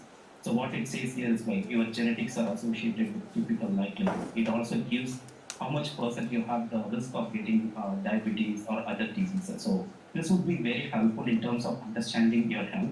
For example, if you have any specific mutation that have a risk of getting the disease, so you know the risk before getting the disease, so you can better manage a lifestyle in terms of preventing this disease. So with respect to health report, we'll get a lot more details. It will also give like a 79% of type 2 diabetes. And also it tells the age when you will likely get this. How this works is like basically, this is all like, because this is all mapped back to the known mutations associated with the disease, and also by comparing the different population, they come up with they apply a lot of statistical filtering, and also they use a lot of statistical method to come up with these kind of percentage to tell what is the likelihood of getting these diseases if you have that mutations. So this is, I'm showing my ancestry composition because I did my genetic testing with 23andMe, and you can see like it shows like I'm from southern India and Sri Lankan. It's a 99.9%, and it clearly says where I come from. It's from Tamil Nadu. Likewise, if you submit like other people, they are from like other states. It can clearly like tell like which part of the place you are coming from. So this is one thing which I'm really excited to see. It shows it's Tamil Nadu, that's where I'm from. And with respect to my health report, this is on my health report, I'm just showing a few examples. For example, they give a breakdown of different criteria. For example, the health predisposition, career status, and other traits. So these are the number of traits, maybe like health predisposition. I'm just showing two things here. One is chronic kidney disease and Parkinson's disease. So I'm showing here to show like how the report it looks like and what kind of things they use to predict those diseases. So this is my report I'm showing here. For example, this chronic kidney disease, what they have done is they look at a variant in this is an FOL1 gene. This is associated with chronic disease. And they know the variant which is causing those diseases, and they look for those variants in my genome, and they didn't find those variants detected. So I don't have to care about this disease because the variant is not in my genome. Similar like Parkinson's disease, no variants detected. So they look at a 2 gene and the variants in 2 gene which is likely associated with Parkinson's disease. And similarly for carrier status, they have 46 traits. Like one example I'm showing here is cystic fibrosis. So cystic fibrosis is a monogenic disease. If any mutation in the CFTR gene that leads to cystic fibrosis. So no variants detected. And they also look at other other 50 traits, like what based on your genetics, like based on your DNA, at what time you will usually wake up. It gives a time of 4 a.m. This is all something like a machine learning that goes into a large-scale genomic data sets and make all these outputs. But this is, for me, it's all 0, 0, 0. No variants detected, but this would be helpful for some people who really have this disease. For instance, if anybody have a cystic fibrosis, if they were not aware of those disease, when they did this genotyping, if they found this mutation in CFTR, they know if they have a disease or it takes time for them to get disease, so they can manage the risk or they can prevent the disease by adjusting their lifestyle. So this looks really cool. Like, I'm just showing few examples, but you would see like more than 150 traits, like you can get the data for genetic testing. So 23andMe offer like a lot of different kits. One is the ancestry service. Suppose if you just want to know only the ancestry, you can just go with only the ancestry service. Or health plus ancestry, that's what I explained before. If you are interested to learn more about how your genetics impact your health, so you can just go to this service. And we also have a 23andMe premium. Basically, this is how it works. Is like it's an annual subscription. So if you just like do genetic testing one time, because a lot of things have been changing in the field of genomics. Sometimes we use the latest like a sequencer. We do a lot of different algorithms to make predictions. So if they make any changes, that's going to like make any changes in your genetic reports, this subscription helps. Annually they will update the results. And this is the recent one we launched, is the 23andMe. It's a total health. Basically they do exome sequencing, and also we have our clinicians who are trained in genetic based care. They will look into, because if you are not expert in looking into your genetic data, the clinicians will look at your genetic data sets and they provide the personal recommendation based on your results. So these are different kits. I'm just showing just to see like how this personal genomics is like. What's the current status of personal genomics? So you can just better understand your genome and make aware of things that's going to happen in the future, or you might have a disease, you might not aware of those diseases, like this would be a very helpful thing to do. But this is just, I'm giving an example. There are a lot of genetic testing companies out there, so they do the similar kind of stuff. And now you can ask me a question. Okay, you did the genotyping, you learn about your ancestry, you learn about your health, so what is next? So that's where this precision medicine comes in. I'm again giving an example from 23andMe, how it works. So but this is an older slide. We have a 15 million customers genotype. So we have a genotypic data from our customers. And also we open up a daily survey to the customers to fill out the surveys. For example, we'll ask the customers whether you have any chronic kidney disease, or you have any lung cancer, you have any breast cancer. If a patient like, not a patient, if a consumer like say, yeah, I have a chronic kidney disease. So we have a genotypic data and we have a phenotypic data now. So this is called as GWAS and this is a PWAS. So we collect these informations from the consumer, which is the phenotypic data and genotypic data. And the interesting thing about this model is like nearly 80% of our customers opt in for the research. They provide consent to use their phenotypic and genotypic data for the research purpose. So by getting these phenotypic and genotypic data, that really gain insights into the next thing is like the drug discovery. So this is where I work now. So as I mentioned, I work in functional genomics. Basically, we got all these genes, targets, everything that comes out of this phenotypic and genotypic data from customers, and we run a lot of functional genomics by screen like CRISPR screening to identify novel targets for therapy. In addition, we also might get some novel, interesting finding that again go back to the customers. And as I mentioned, we also, last year, we acquired a company called Lemonade. Lemonade is basically, they have a clinician, they also have a pharmacy. So if you have your genetic testing report, so the Lemonade clinicians can go and look into your genetic reports and they help in understanding your genome. They also provide recommendation for how better you can treat or how you can manage those diseases. So this is how the precision medicine works. You have genotype, phenotype, and you can use those data for drug discovery, but all these are population level data. You cannot make any decision based on one single person. So it all has to come from the population, and we have to use like a strong system biology approach or AI integration to just predict the better targets for drug discovery or predict the susceptibility of disease or the risk state of the disease. So this is how the precision medicine works. And if you are interested, you can just Google it and search 23andMe Therapeutics. So right now we have 14 million genotype customers, 80% opting for it, and we have 4 billion phenotypic data points. As I mentioned, this is basically a lab. We have a lab. The consumer genomics is separate. That's all goes with the consumer. This is a lab which do drug discovery. So we have our own computational group. We have a functional genomics group. We have drug discovery, biology, antibody engineering, and clinical development. So computational biology, they look into the consumer genomics and they tell us which genes to test. And functional genomics put all those targets into a screen, and we do an actual experiment to find the target, whether that really involved in disease mechanism or. So the discovery biology, they make a decision whether we want to move forward to the next stage, and we have an antibody engineering which target those. Antibody engineering, basically they engineer antibodies for therapeutics. They can just target those genes or proteins with the antibody. And then it's a clinical development. We also have 2 programs on clinical trial. So this is how this, like we start with consumer genomics and use those data to aid with drug discovery. This I mentioned before, just really we need this big data AI integration in order to identify patterns and correlation from the population level data. And also that helps in enhancing our interpretation of the complex genomic data. And the next thing, it's all in, this is not really been implemented, but this is one of the things, because I mentioned about one of disease called cystic fibrosis. That is a monogenic disease. If you see a mutation in CFTR gene, you can say, okay, this person is having this disease or likely risk of getting the disease.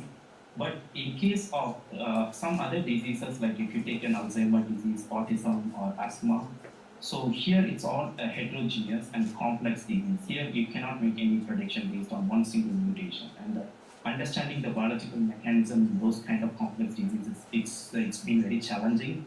So this is an approach like integrative personal omics approach. Basically, like you are creating an omics data from individual patient.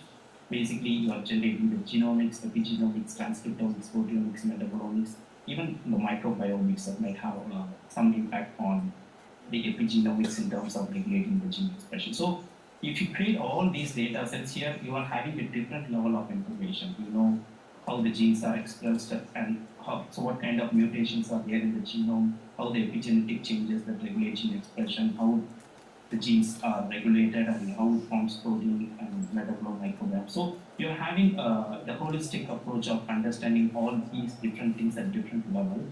And again, the challenging part here is to integrate all this data to make a better prediction of the complex disease network. So this part is a bit challenging, but the good thing about here is if you have all this data and if you have a strong foundation of analyzing those data sets, and it would help in understanding the complex disease network, because I said like a lot of cases the disease is it's more complex in terms of understanding the disease mechanism.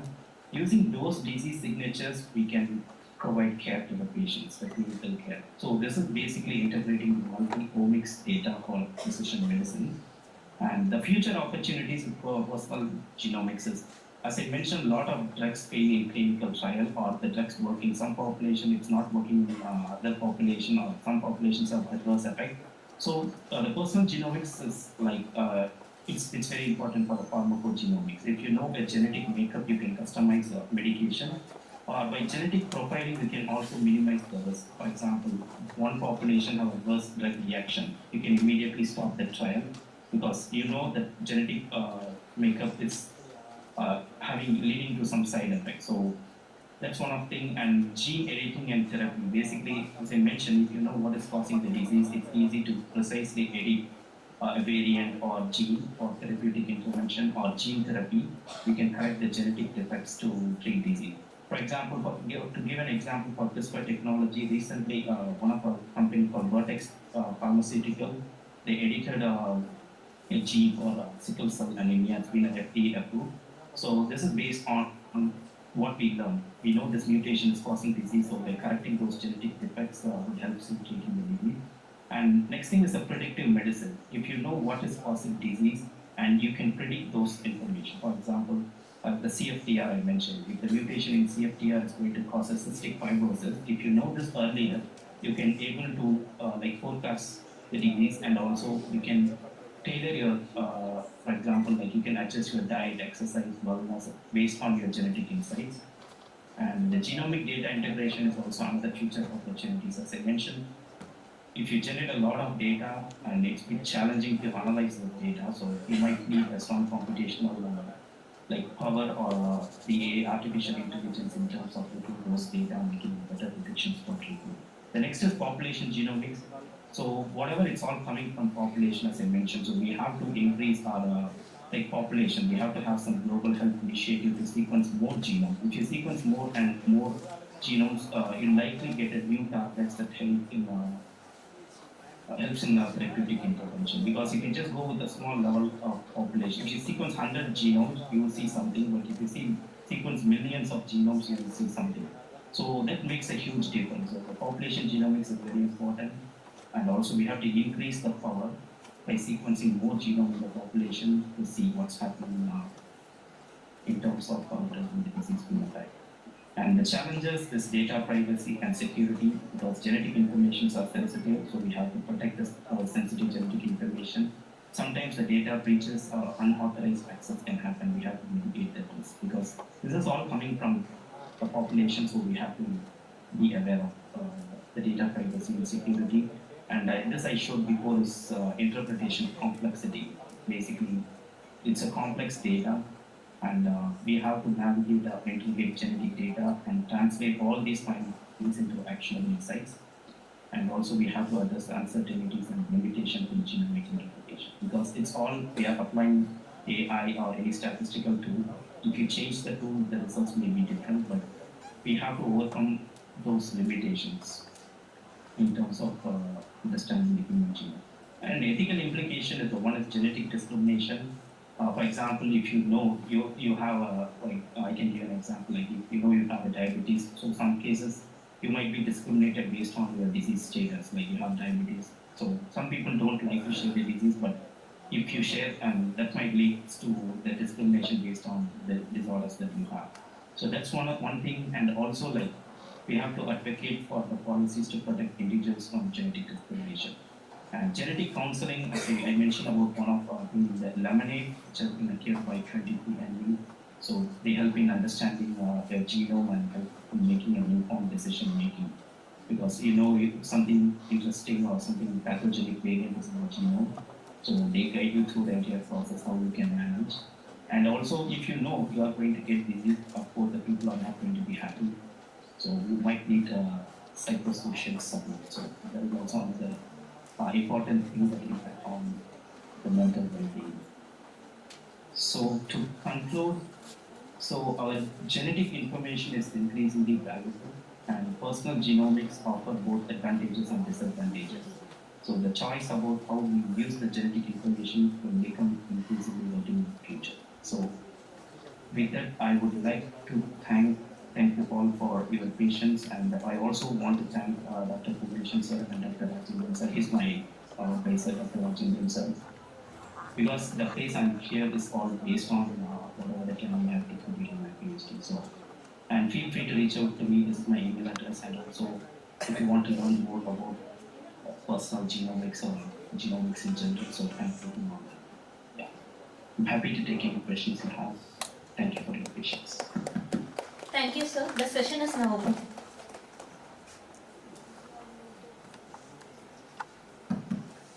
So, Pushpanathan, so thanks for the excellent presentations. So, I have a fundamental questions. So, have you ever reported to any person that, my question is based on status of healthiness. Have you ever reported any person stating that, hi, can you hear me or not? Yeah, can you hear me? Hello?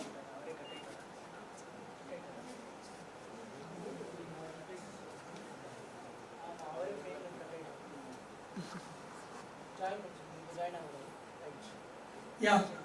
So, can you hear me, Pushpanathan? You are on mute now. Yes, I can hear you. Yeah. So thanks for the nice presentation. It was an excellent presentation. So my question with respect to your company and genetic testing is with respect to healthiness. Have you ever reported to any person that, hey, you are, don't worry, you are a very healthy person, like that?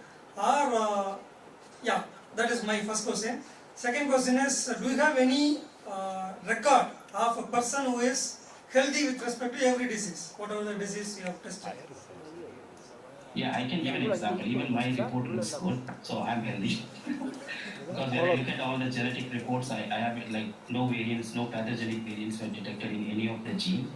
So I mentioned they have been doing the testing for close to 160 genetic traits. And the only thing I have is like I have a likelihood of getting a diabetes, and I also like my family, it's all coming from my family as well, it's diabetes. And also most of South Indian populations, they have seen the likelihood of getting the diabetes. That's the only thing I've seen in my report, and rest of things is very clean. So that shows like I'm happy. But that's not the case for other people. In other people, like they might have mutation in any gene, so that makes those people like be sad or like they need some mental support in that case. Okay. So for the first happiness, I would say based on my genetic report, I'm happy. But I don't know about others. Like still, but there are a lot of cases. There are a lot of YouTube videos available from 23andMe. They share their real story. Like a lot of because before the breast cancer, they reported only the BRCA variant is associated with breast cancer, and recently we added close to 30 or 40 variants associated with the breast cancer. This is because we sequence a lot more people, like 17 million customers, so 15 to 17 million customers. That brings up a lot of other variants that involved in the breast cancer. So like if you ask 5 years before, people know only few variants, but we added more variants to the database that would help in like making a better prediction who can get the breast cancer and how we can treat them. And it's also helped in patient stratification. So if you know which group is responding to the drug and which is not responding based on the genetic variant, so we can also run a clinical trial based on like a different population. So if you are recruiting a patient for any trial, we know if the person is having a genetic mutation, we can stratify those population and just run the clinical trial. So that helps in a lot of things. But did I answer that question? Yeah, thank you. But do you have any database of healthy persons in your data sets? Healthy person, actually, like it's all based, we assume healthy based on whatever the survey they filled. Yeah. If some people don't want to disclose, like if they have a disease, but sometimes they want to pretend like healthy. So in this case, what we have done is like, that's why we use this AI, all this stuff, because if you fill the survey, we don't know whether it's a real response or fake response. There's some people like, they have a disease, but they pretend to be healthy. They say, I don't have a diabetes. But in this case, we use like some kind of AI prediction to see the pattern, like how these responses are coming in and say whether the person is telling real or fake. It's all prediction, but in database, we have healthy control. It's all based on the customer survey. They say they are healthy. Okay. Other than that, by looking at the variants, we know whether they have the likelihood of getting disease. But sometimes, if you show that variant, but still, some people don't want to disclose those information. Yeah, thank you. Yeah, thank you, sir. Any other questions? Good morning, sir. This one question about ethical issue. What's the major ethical issue you face in this type of analysis? Because ethical issue definitely play a role in whether to go or not for personal medicines. Right? Yes, actually the ethical issue is one of the important things because we are getting information from a patient or customers because this is not our own data. This is all coming from other people. So whenever we get this information, that's why I mentioned like we have like 15 million customers genotype and genome sequence. But we get a consent from the customers because some people, they don't want to use the genetic information for drug discovery.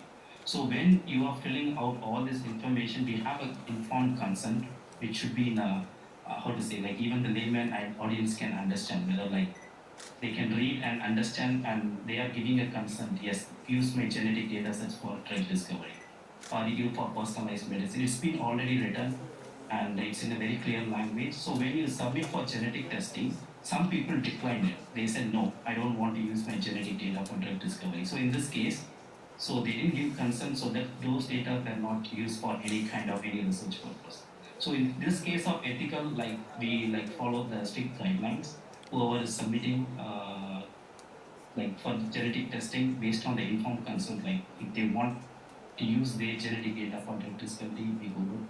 Other kind of ethical thing I would say is like we have other things, strict rules not to disclose. That's why I put all the variants 00. Even if I have some disease, I'm not supposed to disclose to the audience, like because it's also ethical thing. Like if I have some genetic mutation, I cannot disclose. But that's why I put all zeros. But that's also one of the ethical thing. Like I'm not supposed to disclose from my personal aspects because I'm disclosing, but that may lead to some kind of genetic discrimination in the audience. So a lot of things are involved in ethical considerations. It answers.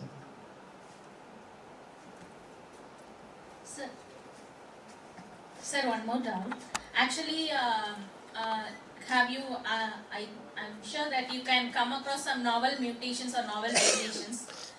In such cases, if you could hypothesize that this could be of any disease causing, then what are the proceedings after that, sir? Whether you have any findings like that? Yeah, that's a good question. That's why I said like, so if you sequence 100 people, you see some mutations. But if you see million people, you see some new things are coming up. For example, if you look at, for example, there are a lot of public GWAS is there. It's not something nobody has genotyped. Only 23andMe is genotyping. If you take the public GWAS, the population size is smaller. So whatever the variants or whatever the genes you see from public GWAS, that's totally different if you increase the number of population. If you see, look at population of 15 million customers, you see some new genes or new variants are coming. So if you see something new, the next thing is, that's what, like I said, like we integrate this consumer genomics with the R&D. Basically, we really want to test those things to see whatever we are seeing it's real. So if you see some genetic mutation which is novel, and we try to connect those mutation with the gene based on like a lot of hypotheses or like if a mutation is in an enhancer, it should be close within some gene. So we make a predictions to come up with the gene which is novel, and then we decide the models to run our functional genomics screen. So this is how we just, if something is novel, we really want to validate in the lab to make sure whatever we are seeing it's all real.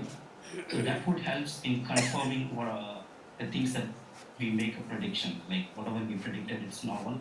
By doing all these kind of experiments, we confirm it's all real. So there are a lot of things involved. So one thing I can say, we have some novel mutations we found from our database.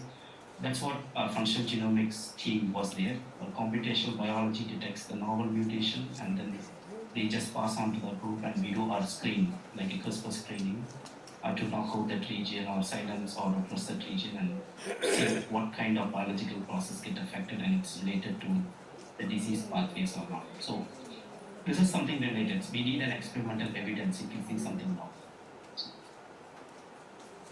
Thank you, sir. Thank you. Thank you for your informative talk, sir. Thank you very much. We are happy to have you through. We appreciate your patience. Thank you. Much appreciated.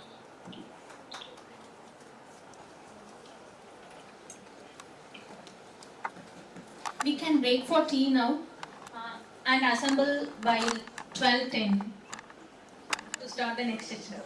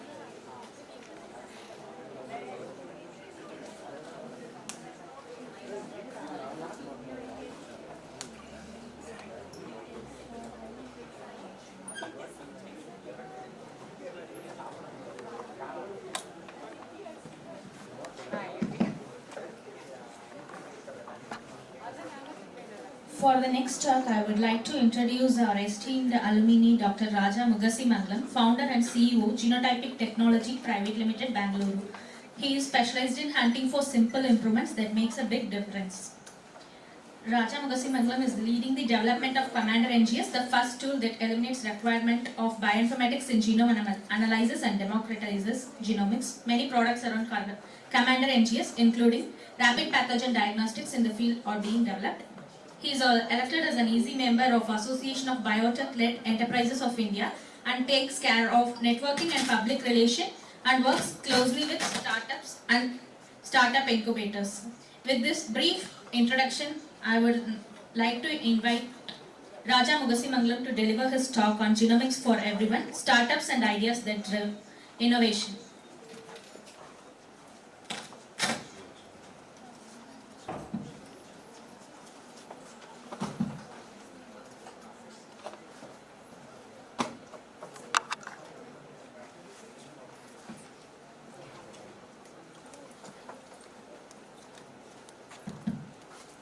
Vanakkam. Let's wait till people finish chai and come back.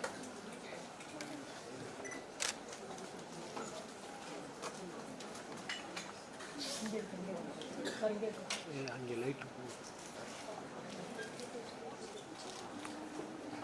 அந்த லைட்டை போடுறாடி அந்த லைட்டை போடுற sir அமர்த்திட்டாரா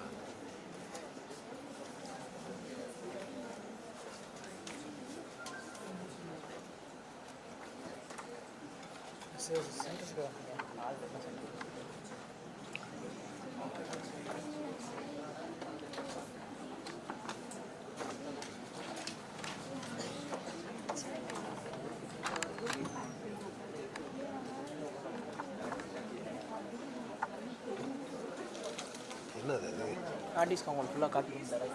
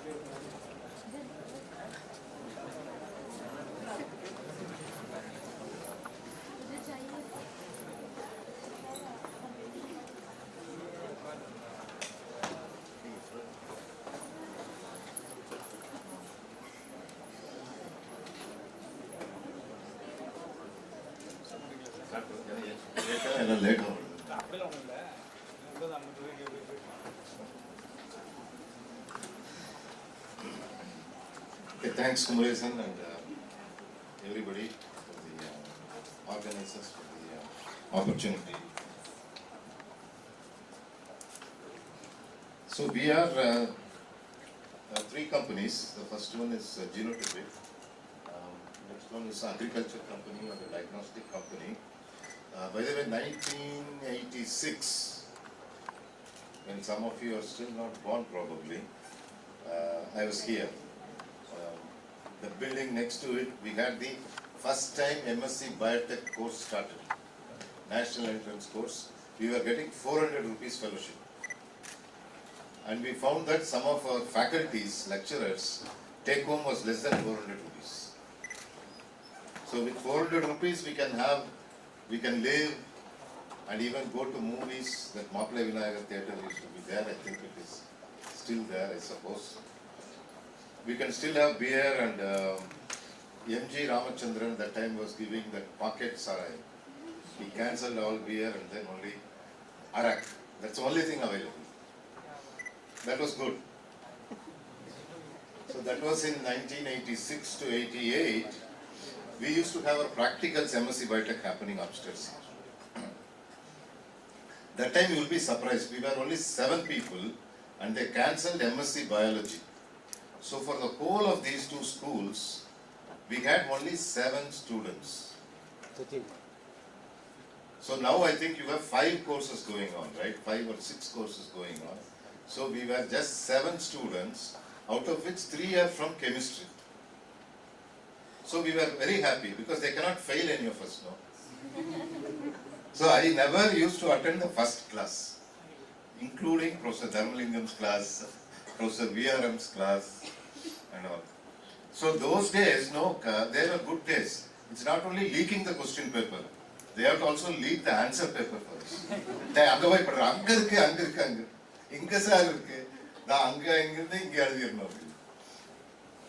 So we were like favorite students, just 7 students.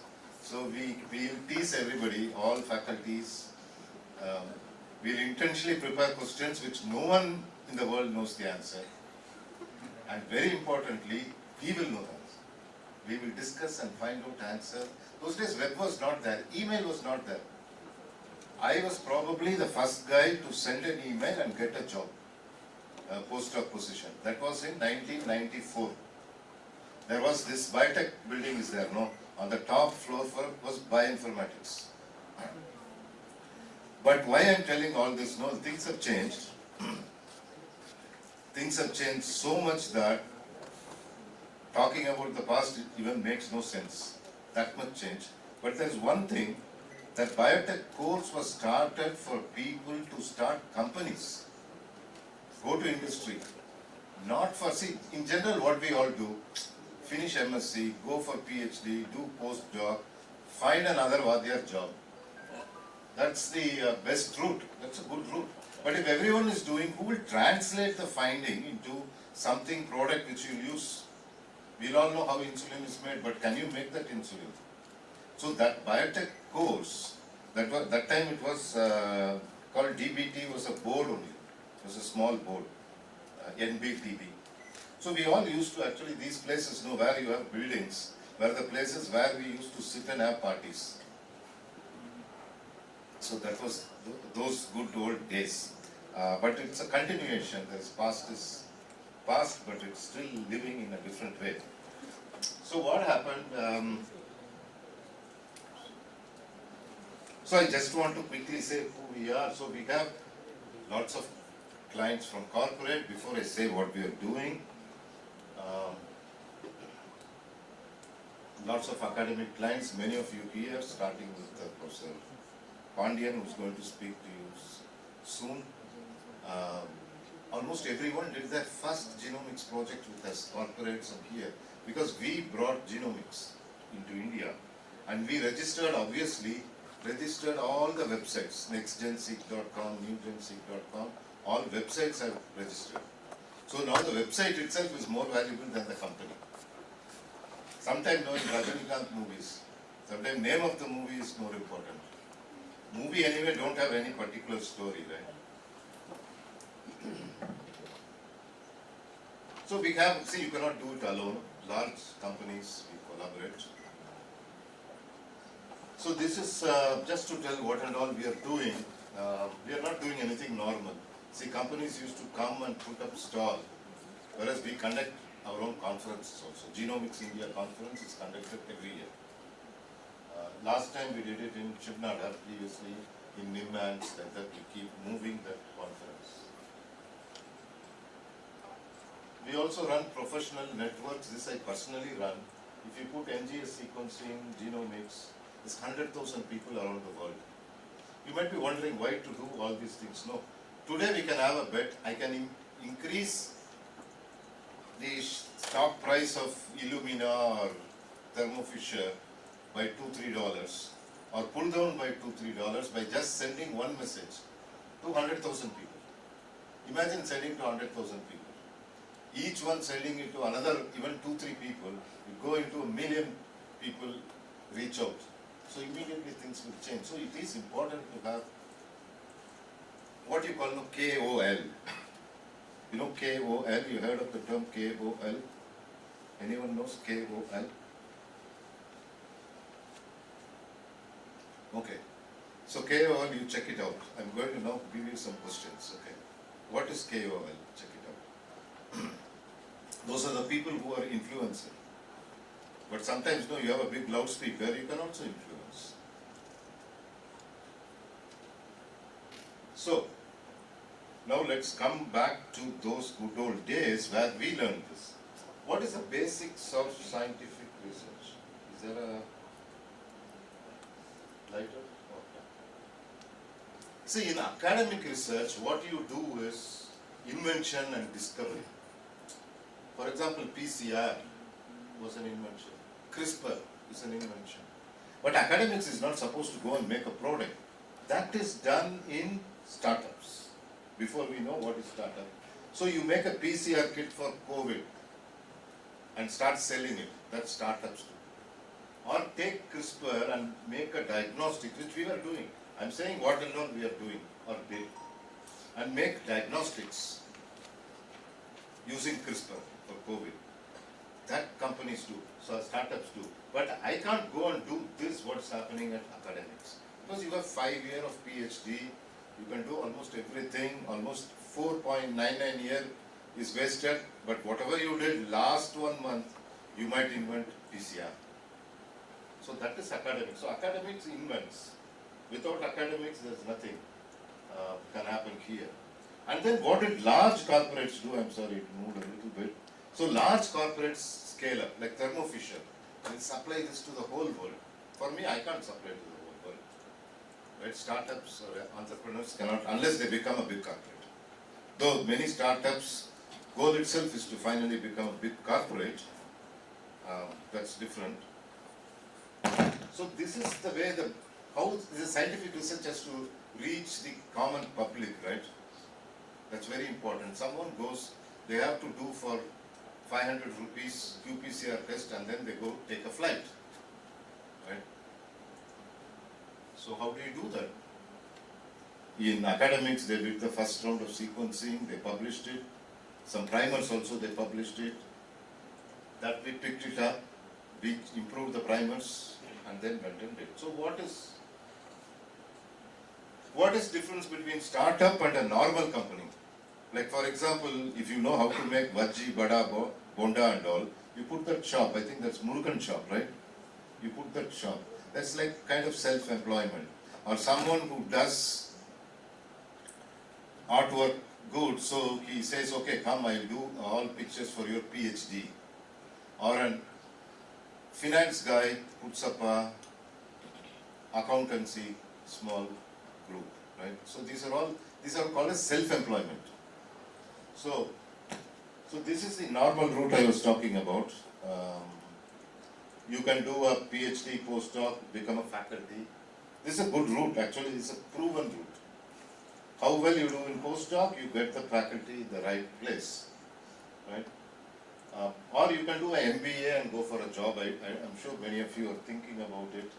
Or you can go and do family business. Or you can do a startup. So what is startup? What is the difference between startup and Murugan Bhaji Kade? See, Murugan powder Bhaji, konja slight and nalla irukku actually, saaptu paatha. QC, 2 different items. They are good. But he is still making the same uldu vada, same this thing and all, no? So an innovative guy will make bhaji, bonda, samosa, everything in one, a new kind of thing. And he will not stop with that. He will export to Gulf. He will export everywhere. And he will have franchisee almost everywhere. So the Murugan Idli Kade is self-employment. But when Murugan Idli Kade became a franchisee and goes everywhere, that is entrepreneur. Like this Byju's guy, no? When he had one tuition center, it is self-employment. But when he had Byju's and put all over India, put everywhere in India, that is startup and entrepreneur. So you will already seeing the difference, no? So, as an entrepreneur, you have to go well beyond your capability, right? It should be much bigger than you. It should be much bigger than you. That is, you should wonder, did I do it? A real achievement is something you yourself should be surprised, not others. Others anyway are surprised. So, and also it has to rapidly grow. I don't know when Murugan started here. Maybe he started with vada and then bhaji and something, but he's not rapidly grown into, he has not put a hotel here, this, there, okay. So he has not made a Murugan, I don't know, a shopping complex here. That will what an entrepreneur will do. So I think now you know the difference between getting a job, doing a job well, of course needed, to building your own small little business to a startup.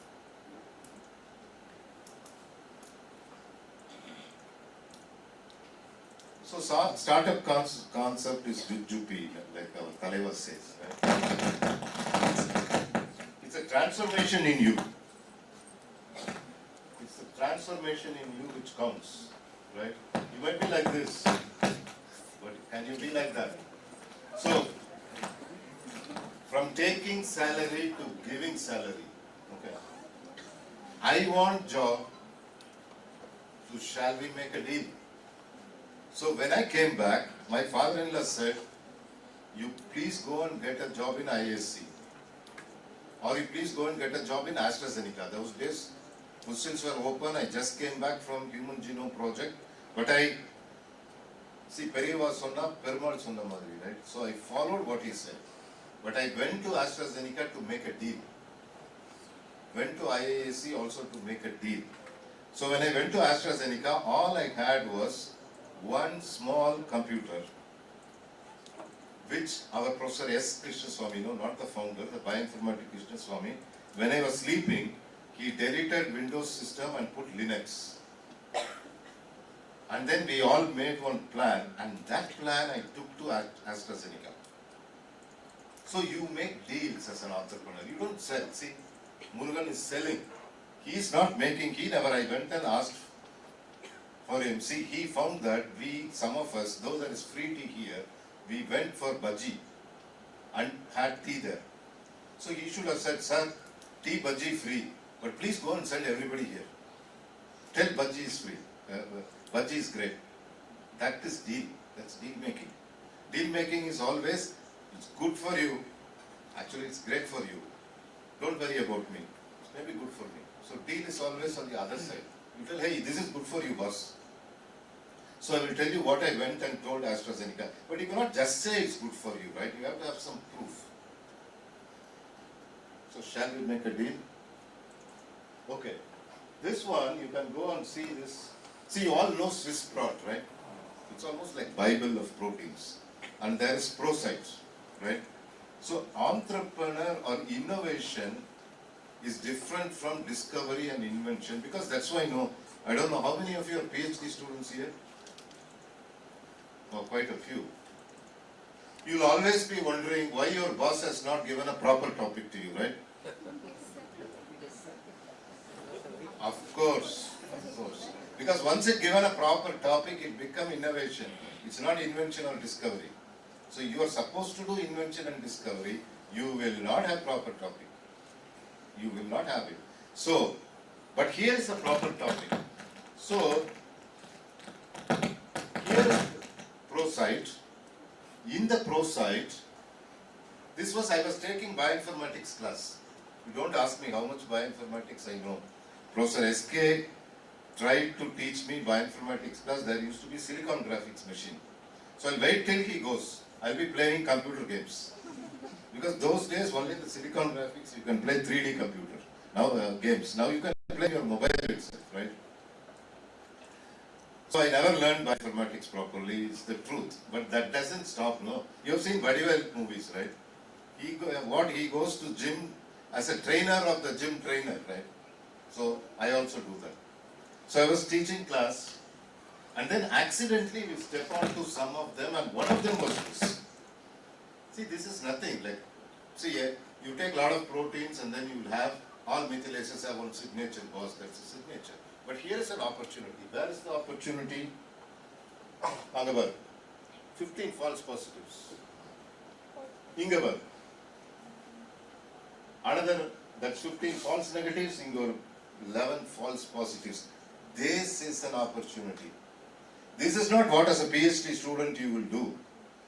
Right? You will scan and then say, hey, minus methylase. Maybe this is a chance that it may not be methylase, right? And then you will maybe go and check whether the protein is having activity. Whereas an innovative guy will say, hey, can I fix this? So we had only some 5-6 students there. So I told, because I don't know coding, only a little bit thing in Perl. So we said, let us manually do it first. Take all these, download all these proteins, and then find, can I make an improvement on this signature? Of course. When you understand a problem well, you will always find a solution. That is the whole theme of innovation. See, most of us are still living like this only because why? You have not asked the question to yourself. You have not asked the question. You are just following.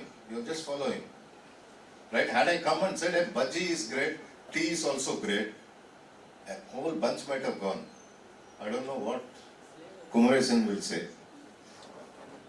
But, so, what happened was, you have to see something here. I submitted that the same day. That happened in 2004. The pattern and text revised. I sent to ProSite from the classroom itself. Hey boss, we have improved it. And then Richard Roberts is a Nobel laureate. Bickel is from Swissprot. He is one of the top guys in restriction enzymes. Me, I don't deserve to be there. I did not deserve to be there, but I deserve to be there because I fixed their mistake. So you can see big things can be done in simple ways. But what happened next? That is like one-time research. But we had some 25 students. And some of the guys know Perl codes very well. So we took the whole damn ProSite and Swissprot and borrowed computers. One of the biggest IT companies called PSPL. They gave their server. So we ran everything there and we fixed the whole damn ProSite. This is like I've taken Gita or Bible or Quran and edited it. No one wants to believe it. No one wants to take it. But these guys, ProSite guys, called me up. How did you do it? One thing you should know. You can sell shoes, right? But you don't sell the tools you used to make the shoes. So I never told them. So they said, okay, I'll give you some 100,000. That time it was some Swiss franc something. It was equal to almost 1 crore rupees. And we'll give you a grant. Let's do it together. So I have two opportunities, right? One that is going academic science way. Probably now I'll have a research institute, any protein signature. Now I'll be talking about the same protein signature, same beginning, but ending will be different, right? So we made something interesting. See, now I have something to say. My vada bhaji is better than other vada bhaji. So because I cleaned up this one, which I alone had it, we went to AstraZeneca in 2005 and told AstraZeneca, hey boss, I have this. And then we made something which no one wants to believe. No structural biologists want to believe. That's called binding pocket versus ligand database. Hey, methylase means what? It has to bind to DNA.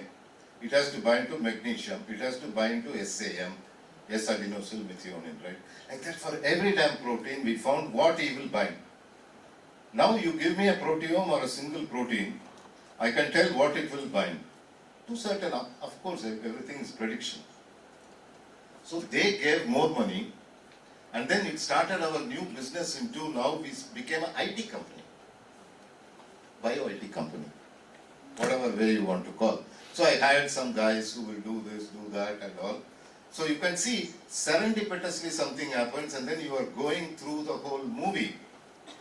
James Bond doesn't stop with one mission. He finishes his mission. You know how James Bond movies ends, no, those days? All guys want to end the movie like that, right? So, now, what is the opportunity before you? I'll leave this slide. There's 1 million opportunities, that's all I want to say, in genomics itself. Numerous opportunities. You can go and hunt for it, or it will hunt you down. If you are open to it, it will hunt you down. What opportunities are in biotechnology? There is one guy who's running a company. His job itself is, give me any protein, I'll improve it. Improve it means even the one which goes into surf, no? Some of the proteases are great, but if you increase the temperature in the washing machine, the protease will die soon. So just stabilize it.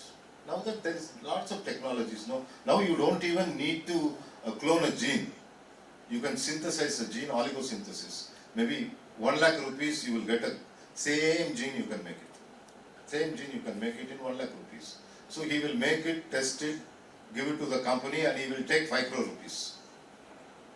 It's called quantum sign. Company in Bangalore is there.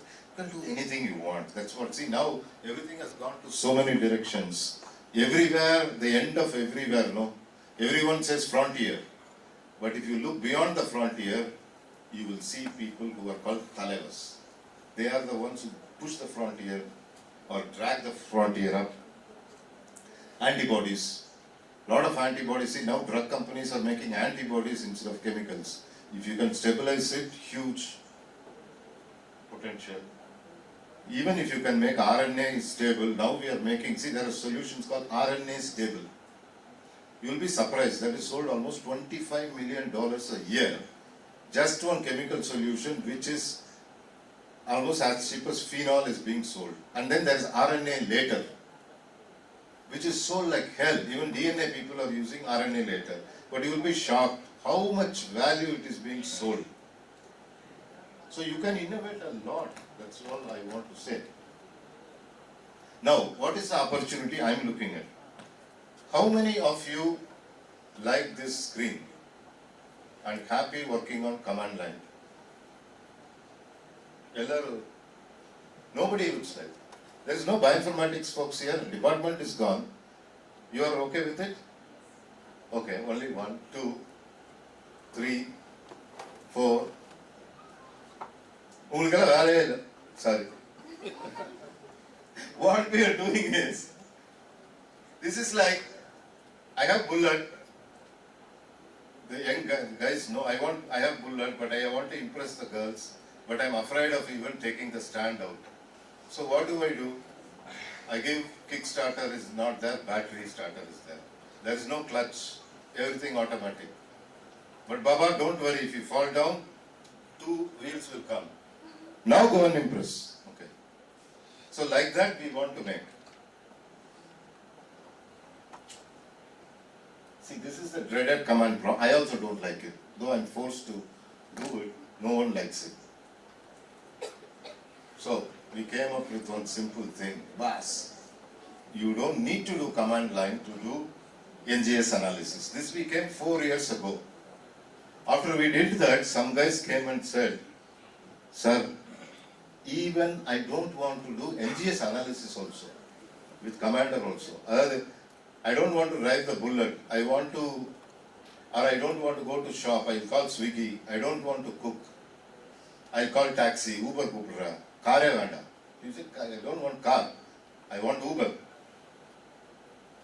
First we always do, no? First write the one-liner, like Rajinikanth movie, and then start making the movie. So why do you want to do NGS analysis when you can make the report? So now what we have done is, you sequence something, put it, it will give a report with your name, your logo, want your photo also, Kodusami Poturvali. Okay. Everything can be put and whole report is made, one shot. That we did. So this is, still we have to call something, no, this is phenomenal, this is a paradigm shift, but still called as software. So this we are selling. Yesterday, one guy from Jordan called me. So he said, all people were calling you some name, I don't know. I said, think well. So finally he said, boss. Okay, thank you. Now what do you want? Because he wants the boss. This is commander, not me. So he forgot the name. I was telling Taleva, he forgot commander. So he is buying 2 commanders for his lab, which is a multi-million-dollar lab which is in Jordan. And what else? See, it's not enough, no, bullet without a clutch is okay, but many people can't even kick it because it might kick back. So we are selling something called as GPU, Graphical Processing Unit, right? GPU. See what one CPU can do in a server room for one whole day, one small dabba GPU can do it in 1 hour. So we have changed lot of them into GPU. So now what I'm doing, I'm democratizing. You don't even need that much money to start doing genomics. I'm democratizing. You would have seen the genotypic stall. No, I'm not talking about it. That little sequencer. It can actually now do 50 GB of data in 1 day's time. Like you can sequence on whole genome methylation, human, you can sequence and say how old are you, which we all know anyway, but what is the biological age, how much is the length of your telomeres, that will tell how long you are going to live. Obviously you can die in 1 minute if you stand in the highway. Actually one PhD student, our PhD, my senior most person, Ravi, died on that highway, crossing to have chai. The first PhD student of our department, Genome. Our first PhD student of biotech department never finished his PhD. So that is GPU, compute system. Very small box can bring you the power of a server. So you don't need bioinformatician. See this server and all, no, it is like a sannyasi getting married. You have everything you have to do. Whereas here you don't need. You can just leave it and go, nothing happens. And then any virus, any variant. People were all having, no, oh, this is Omicron, that was there, that is gone and all. So can we make something? This was the old idea, AstraZeneca idea that I was showing, no? That signature. Can I make something which will hit everybody? Why should I worry about whether the variant have changed? So we made huge panels of things which can identify any new variant also. So we were selling it lot. So COVID period, sorry to say COVID came, but we made much better use of COVID by making all these kind of things. So that was GPU system. You can see how fast it is. This is the rabies, norovirus, everything, whatever you want we can do.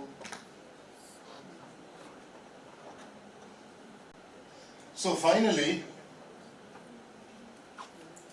what are the opportunities? In genomic side, it's new. I think some of you are studying genomic course, no, numerous, but in biotechnology, there is again numerous, like enzymes with low Km you can find, antibodies that can hit 2 targets. Antibodies target only 1, but actually you can make 2. And you can also check something called a Soma Logic. That's a new company, we are going to work with them. That's why I put it here. So what they did was, see, now you can measure DNA and RNA easily, but protein measurement is impossible.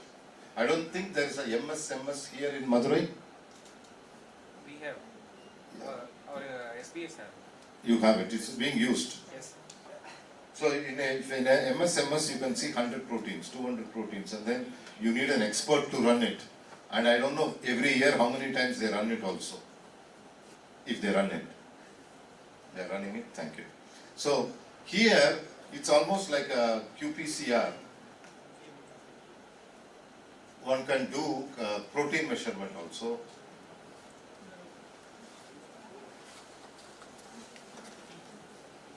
So how do you do large number of protein measurement? It's some guys like you only did it. They take DNA which will bind to, let's say random oligos you make, N. And then you see if it can bind to a specific protein like BRCA1, P53 like that, no. So they made for almost now 25,000 proteins. So you give just 0.5 microliters of blood. In a very short time we can say what proteins are present, how much. This was never done before.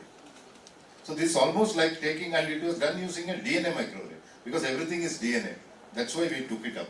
We intentionally didn't want to get into proteomics. So that's how we do. So basically, there is huge number of opportunities. So are you ready for the opportunity? Sometimes opportunity comes and says, Baba, where are you? Sometimes opportunity comes after 25 days, not 25 years, and say, Kabal everyone, 25 days before I came, no, I come back exactly like that. Also he comes. So it's not opportunity strikes once, it strikes multiple times. So there is huge number of opportunities, and I guess you guys understood what is the difference between invention and discovery, which you have to do here, right?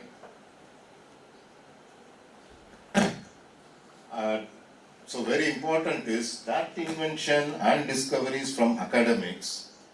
Most of the startups I'm talking about all started with academics only. In academics you found something, or your boss found something, or your next door neighbor found something. Take that idea, go and start a company. So startup should not get into findings, invention, discovery, but only innovation, right? Innovation always starts with a solution or a problem, whereas these things are all open-ended. That's why you don't have a PhD topic, and you should not have a proper topic. You should have some topic, of course. It cannot be a complete fishing expedition. At least what fish you are going after, you should know. So huge opportunities are there, and this is the only way you will make use of all the findings here, because otherwise if everybody becomes a teacher, everybody becomes a scientist in a government organization. See now, CSIR and all, no, they are all almost shutting down. They say, hey, go. So many of them are joining companies, because you have to make some product, make some service which goes to everybody else. We cannot keep on doing only research for sake of doing research. So academics is the training ground, initial ground. So, like Taleva said, no, you have to be ready for that transformation in you. It's not enough that, okay, now I'm trying. Are you ready to work with, not work without a salary, ready to give salary to someone, right? Are you ready to go and make a deal? So if I have to make a deal with VC, I will take all those budgies from there, and I'm sure there is some heating there, the stove or a microwave, heat it and give it to him and say, I'll make this, supply this to university at half the price.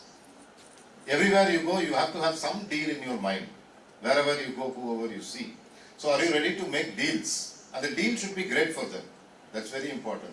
Not for you. It should be great for them. It will automatically become great for you.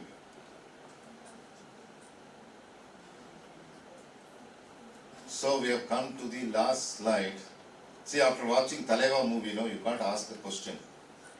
It's questions to you, from yourself.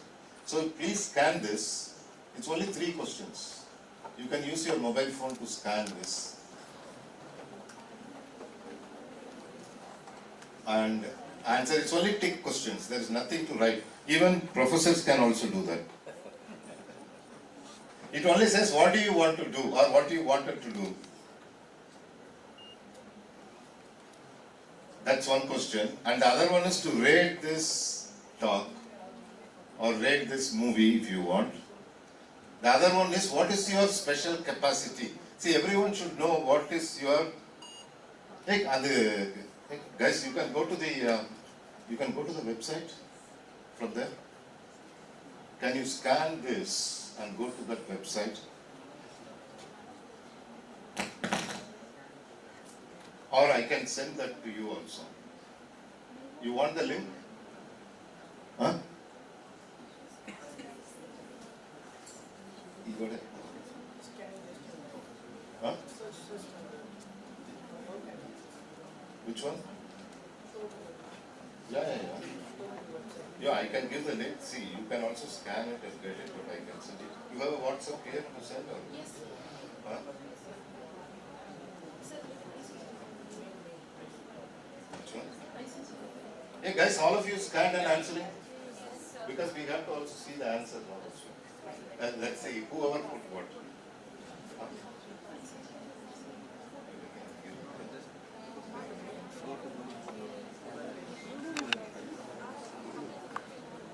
Anyone can WhatsApp to you. See, this is the one. You want to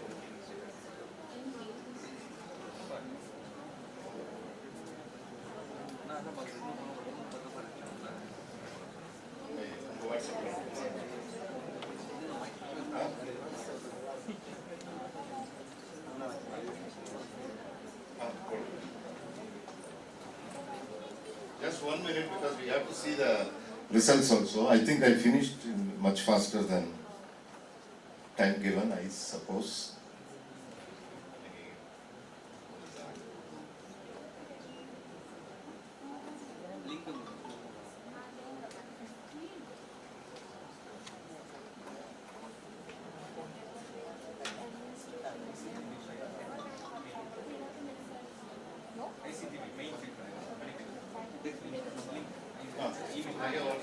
Yeah, you can open it.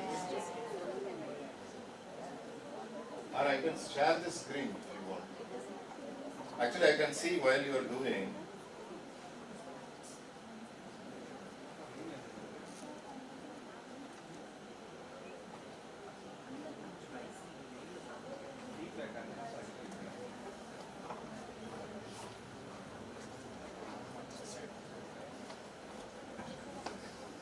See, totally 29 have answered.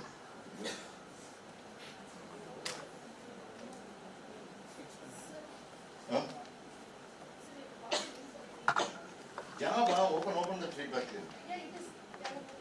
No, but I'm not seeing on the screen. Switch. And then we put the, give that. Hey, everyone has answered or? It's only 3 questions, no? Everyone has answered, but the number is too less here. 39.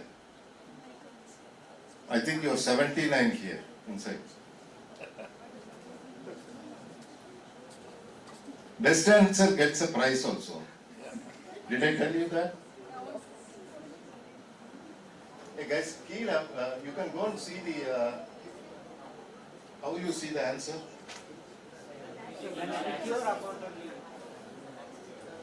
Oh, I can do one thing. I can get the answer here and then send it to you, right?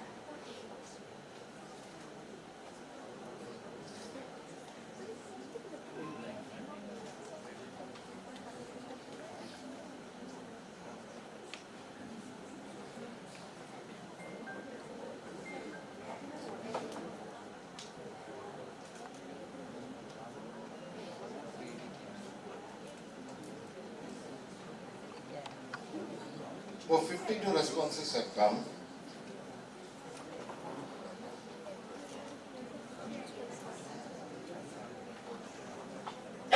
Maybe I share the screen, you can see. Download response.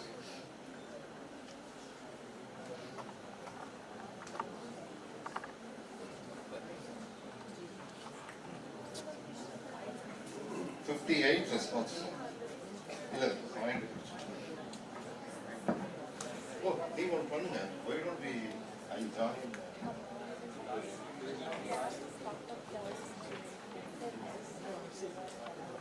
That's just one. Okay, that's just 1 minute.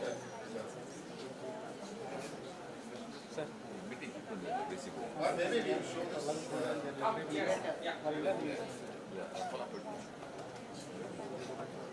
this. Guys, thank you for all your answers. This will be shown after lunch. The how you and who will get the prize also we will see.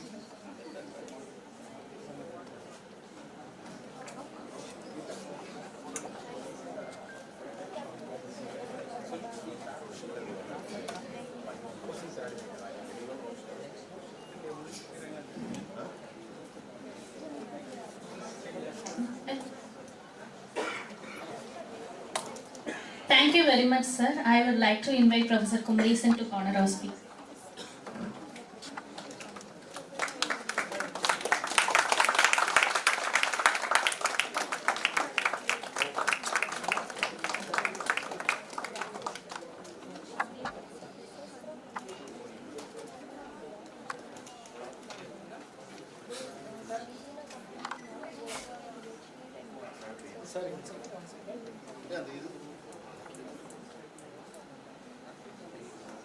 This is book written by Professor Pichappan. I have read some part of it. See, he is also trying to answer an opportunity. This Dravidian thing is a question which is lying around for, I think, thousands of years, which many people don't want to even accept that there is a question. But he is answering the question. Thank you.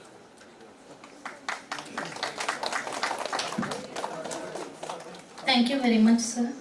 To give an overview of the next endowment talk of Professor M. Lakshmanan Endowment Lecture and to introduce our next speaker, I would like to invite Subhashni, Department of Plant Sciences.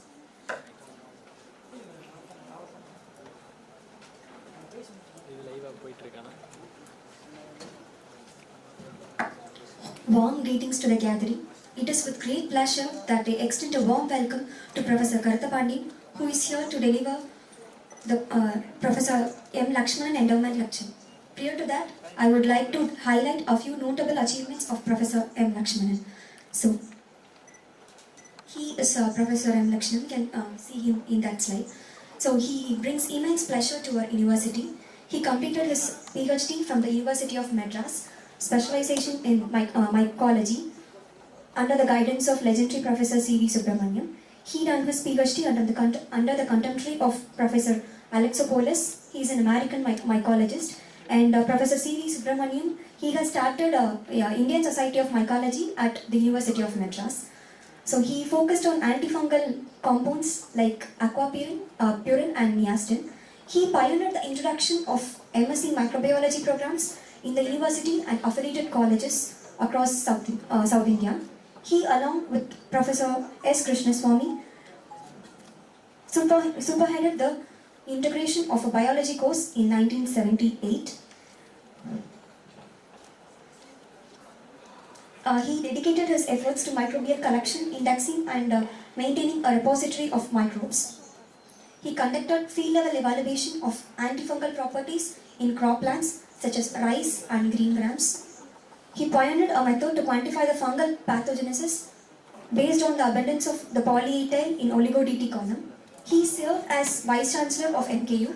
During his tenure only, he extended an invitation to Padma Shri G.S. Venkatraman from IARE New Delhi to work under our university. With his support and dedicated efforts of Dr. Shanmugasundaram, a DBT-sponsored BGA center was established in microbiology. He also mentored the development of the next generation of microbiologists like Dr. Shanmugasundaram, Dr. Martin Vincent, Dr. Suguna Shanmugasundaram, who are now working in various parts of the world. He also ensured the continuation of the legacy that he established with novel PG programs, PG program microbial gene technology. He also possessed an amiable demeanor, a light-hearted nature, and a delightful sense of humor, making him relatable to students. He also guided many of his students personally too. Now, these are his papers.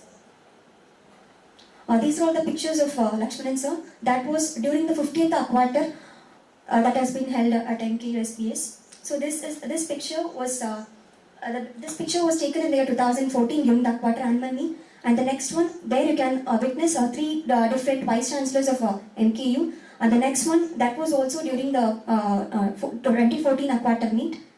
And I would like to acknowledge Manoharan sir.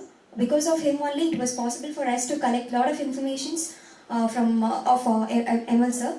And I would like to thank him at this juncture. I'd also like to thank Mohanana for his guidance. And now, turning our attention to Professor Karatapandi. He is one of our distinguished alumni. He completed his PhD under the supervision of Professor K. Dharmalingam. He has guided more than 29 PhD scholars and 100 postgraduate students. He has published 250 articles in reputed journals with an average H-index of 58 and IT index of 198. His research interests encompass alternate to antibiotics, functional genomics, proteomics, and translational biotechnology. He holds 27 patents and has submitted 11 patent applications. He has secured funding from various institutions, notably CSIR, DBT, ICMR, and AERB. He has been honored with several awards, notably Shri P.K. Das Memorial Lifetime Achievement Award in 2016 and the Tamil Nadu Scientist Award. He has served on numerous editorial committees in professional bodies. Today he is here to give us a lecture on multiomics based approaches for understanding the mode of action of phytocompounds. I request all of you to join me in welcoming Professor Karthapani. Thank you.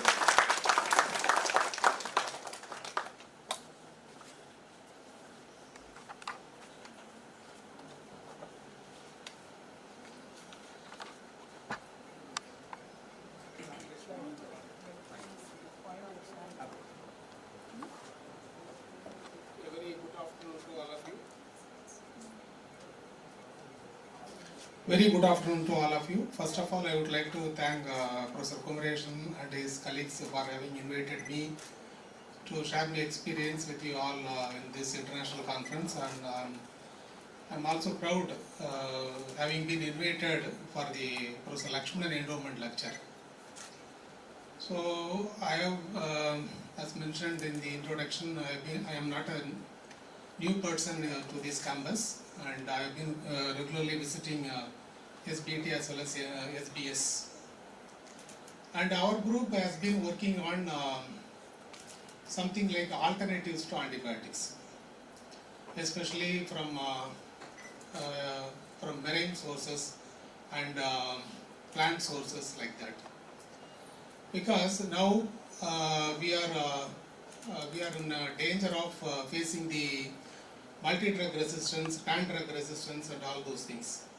Once we thought that the human race may be succumbing to HIV infection. Then in the recent past, in 2020, we all thought that when we were confined to four walls, we thought that SARS-CoV-2 is going to affect us in a very major way.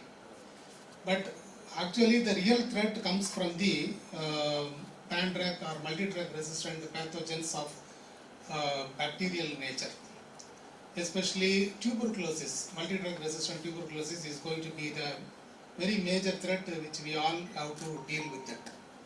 And if the present trend continues, by 2050, there can be a loss to the tune of $30 trillion US. We are talking about 5 trillion economy for India. Then you can just imagine the kind of loss we are expecting at 2050 if the current trend is not arrested. So it is a very high time to really concentrate on alternative to antibiotics. And India is a country wherein we have been known for our folklore medicines and other traditional medicines. But only thing is, we are not substantiating that one through science. So that's what Chinese people are doing, or Western countries people are doing. So even in the National Science Day theme for this year is development of indigenous technology. So in that respect, we have been working on this aspect, alternative to antibiotics. And these molecules, bioactive molecules per se, neither bactericidal nor bacteriostatic. In fact, they are calling the virulence factors, and thereby they are acting as antipathogenic agents, and the immune system takes care of clearing the bacterial load. So with this preamble, I will go into the slides. So now we are talking about omics, and starting from genomics to metabolomics.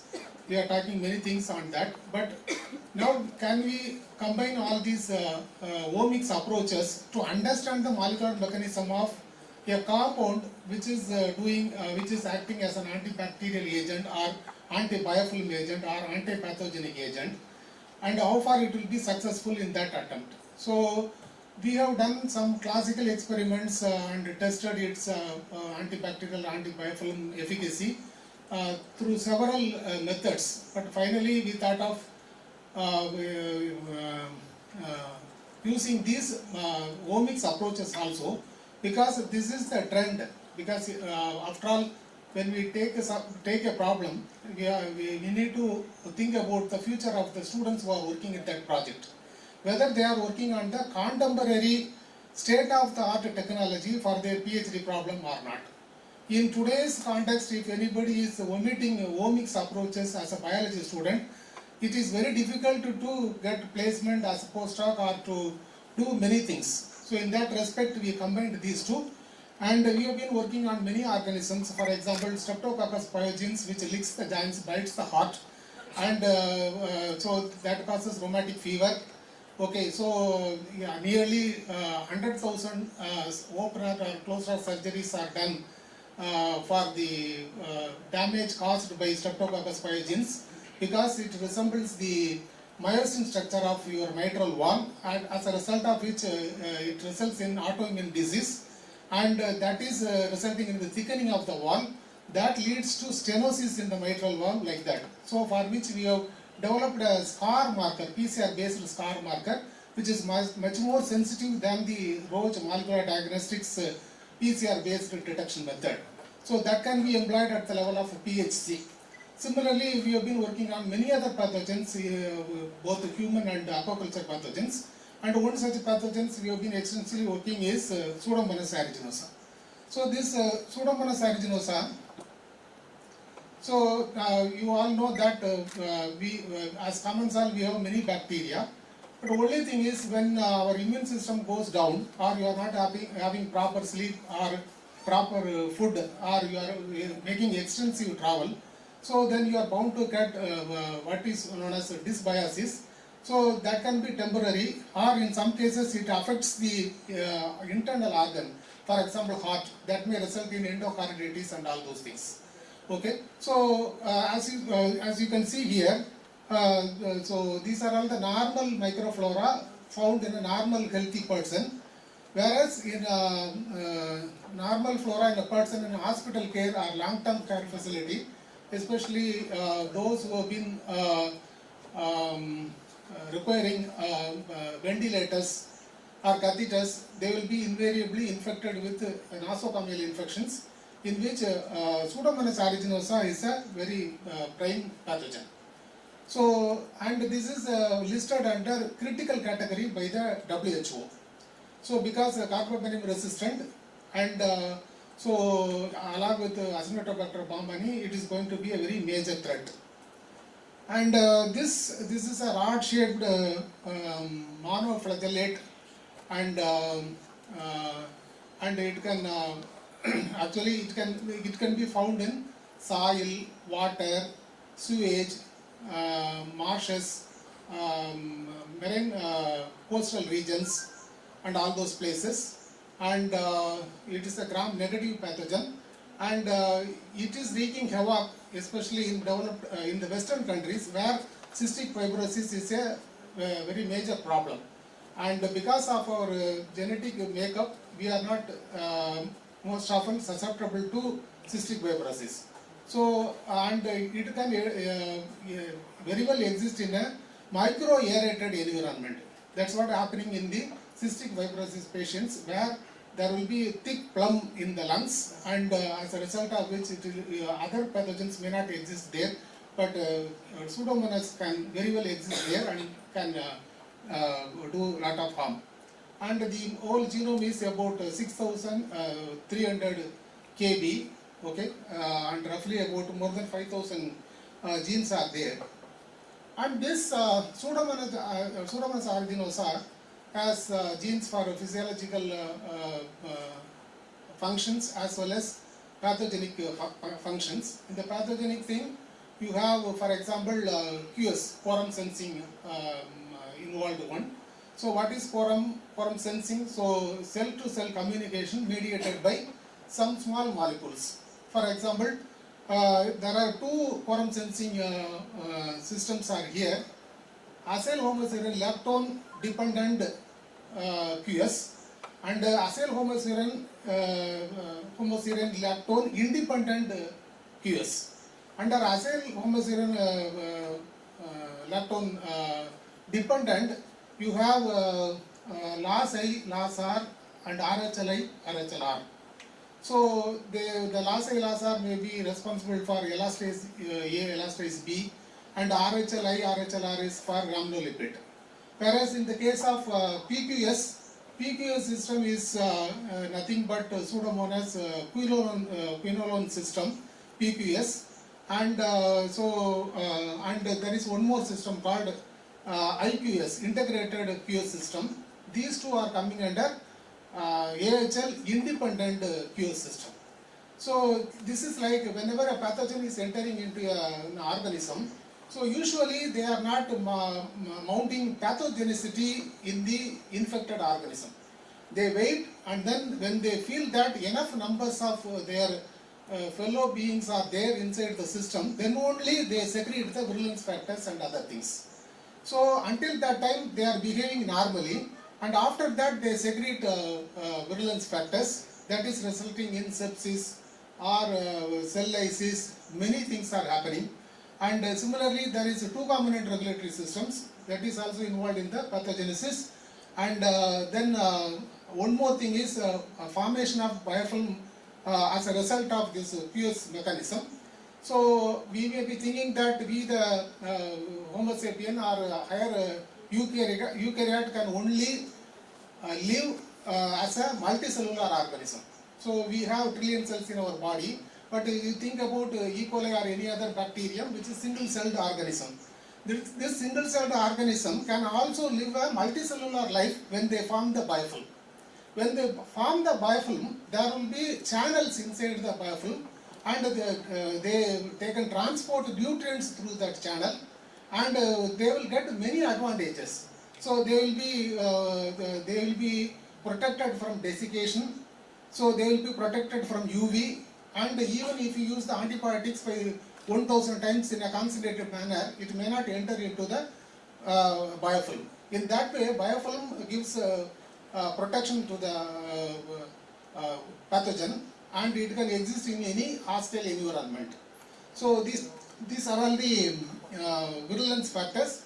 And once, even if you use antibiotics also, there can be plasmid encoded antibiotic resistance gene, which will help in poor influx of the drug, or it will increase the efflux of the drug, or it may modify the drug, or it may degrade the drug. In that way it is helping. And so these are all the features of PR genus pathogenicity, adaptability, and then persistence. Persistence are there inside the biofilm, and they won't divide. So only you might have studied in your MSc, for example, some of the antibiotics will be working against transcription. Some of the antibiotics will be working against replication or translation. So when the cell is actively dividing, then only they are succumbing to the antibiotic given. But here when the cell is not doing not entering into active phase, then they are called persisters, so that they will overcome this antibiotic treatment. After that, then they will be resistant to this antibiotic. In that way, so persisters, it can exist as a persister, and QS is helping genome plasticity. So even so many ways, including small RNA, so non-coding RNA, all those things, so will help. And then virulence factors, biofilm, cell-mediated toxins, proteases, pigments, etc. and antibiotic resistance, as I mentioned earlier. So this pathogen causes for example, the CT scan, it is showing a lobe, right lobe infected with the Pseudomonas, and so this is a urinary catheter showing the bacterial pathogens, and this is an eye infection caused by Pseudomonas keratitis, and this is osteomyelitis, this is wound infection, and this is skin lesions arising out of bacteremia. And for example, here the transcatheter aortic implantation, aortic valve implantation. So those things, and then they can secrete pyocin, which is green in color. So that is also affecting nails and other parts, and it is also affecting the implants, orthopedic implants. So in many major ways, it is a very big threat to humankind. And what is the strategies available? Because when the antibiotic, like for example, penicillin was discovered in 1940, resistance was reported in 1949. So colistin after 10 years, even cefotaxime after 10 years. So third generation cephalosporin. Okay, so there is always going to be resistance. It's like something, a snake is coming inside a room which is 10 into 10 feet. Either you have to kill the snake or snake will kill you. So this is like dealing with the antibiotic. So terrorism is dealt with military power, whereas education and other inclusiveness may bring the people from terrorism to the main line also. Something like that, we are using some anti-pathogenic or anti-virulence factors that is not per se acting as that is bactericidal or bacteriostatic. Rather, they pull the virulence factors alone. So in that way, so here alternative to antibiotics is natural products can be used as small molecules or programmed antimicrobials, and photodynamic therapy or nanoparticles, nanocomposites, antimicrobial peptides. And one need to have proper hygiene to avoid all these infections. So these are all the why we are going for naturals, because synthetic drugs are limited in their actions, and at least you need $1 million to come out with a new drug after several years of clinical trial and all those things. And emergence of side effects is there, and then higher economical burden. And whereas herbals can be having broad range of effects and fewer or nil side effects and cost effective. And in this talk I am going to develop on evaluation of certain antimicrobial agents against Pseudomonas aeruginosa, and then mRNA-OME, sRNA-OME sequencing through next generation sequencing, proteome and metabolome profiling using LCMS techniques, and elucidation of mechanism of action, which is more important. So we tested 27 compounds, and we found that, for example, carvacrol. Carvacrol is a monocyclic monoterpenoid having a phenol-like structure with the OH group. So that is responsible for the antibacterial activity. And this compound was showing 91% and more inhibition upon in a concentration of 500 microgram per ml. So that compound was taken for further studies, and so then we tested when we tried to arrive at the minimal inhibitory concentration.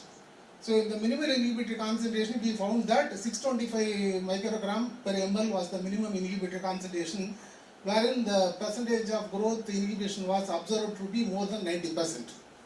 And in the case of the MAC of CEF, which is nothing but cefotaxime.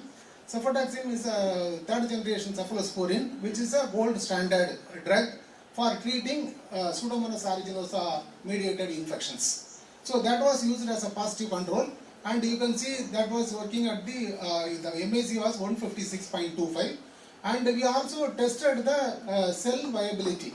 Okay, so whether it is metabolically active, at what concentration of drug and all those things, for which we have used, for example, rizazurin, which is converted into rizarofin. So earlier it was in a form of blue color, then upon reduction it becomes pink color. So that can be fluorescent, the fluorescence we can quantify that one. So which is NADPH ion mediated one. Okay, so then we have measured that one also, the cell viability. So then another thing is drug challenge assay. What is a drug challenge assay? For example, we want to see whether a drug or a molecule will be having resistance against it after 10 passages or 20 passages. Okay. To that, now we have to use the drug or the molecule in sublethal concentrations. So what is the MAC 625? So we are starting with sublethal concentrations, and so after that again we are using the mid concentration to check whether it is growing in the mid concentration. So in the case of the carvacrol, so all the sub-mic concentrations, so even so 1/4 mic means around 156 microgram per ml only. That also showing more than 90% inhibition, and so in the mic also showing the same thing. Okay, so after 10 days in the 2 mic concentration, that is 1.25 milligram, so it is 100% the growth is arrested. Whereas the gold standard cefotaxime, so even whether it is in these initial concentrations, so you can see the reduction in the inhibition. So that means there is resistance for cefotaxime, whereas our compound is not showing any resistance in the subsequent passages, for which we have done this experiment, and that is shown in the spot assay also. So for example, here in the 1/4 MIC of 156 microgram per ml, so you can see the complete absence of growth, and that is reflected of 3 log reduction of colonies in the plate also. And we have done mRNA sequencing. So in the mRNA sequencing, as you can see, this pink one is the 16S rRNA, and the green one is 23S rRNA. And this is the control mRNA. This is the treated one with 156 microgram per ml concentration. And we have also prepared the library, and we got a major peak around 170 bases. Okay, and then we have mRNA, and then we have done the sequencing through Illumina platform, NovaSeq, and for example, this many reads we have got, and the total reads is mentioned here. And so the importantly, the Fred score of 20. So what is the Fred score of 20? So there can be error in 1 out of 100. Am I right? Fred score of 30 is 1 out of 1000. Okay, so the whatever the quality of the sequences we obtained in this NGS is good. And then we have done some analysis in which we have come to know that out of 5,572 differential expression, so 4,442 were similar both in control and treated, and whereas about 520 are upregulated and 600 and something are downregulated, and only with regard to the treated, 56 are very specific to treated, whereas 47 were very specific to the control group alone. Similar is the case with the Vulcanoplot is also showing the similar case, and we have also done the heat map analysis through which we can, through an eagle's eye view, you can see the difference between the control and treated. And when we did the analysis using the bioinformatic tool David, so we come to know that the downregulated proteins and in what all the pathways or functions they have been involved. For example, PA0787 is involved in DNA metabolism, or protein modifying enzyme PA4476. Okay, so that is downregulated. Like that we identified, and their role were also fixed. So then, that is with the mRNA. Then we thought of analyzing using the proteome.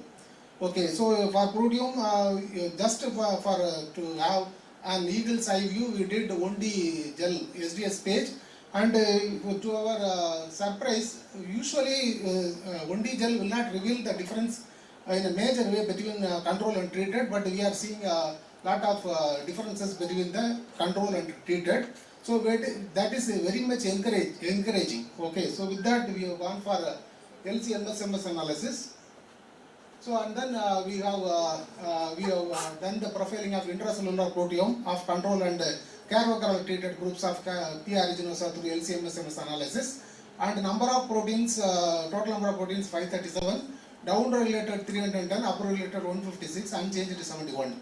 So gene ontology analysis of differentially expressed proteins with respect to the functions such as molecular function or biological process. For example, in the biological process, the cellular process, more proteins being down-regulated than the upregulated ones. Like that, we have analyzed that one.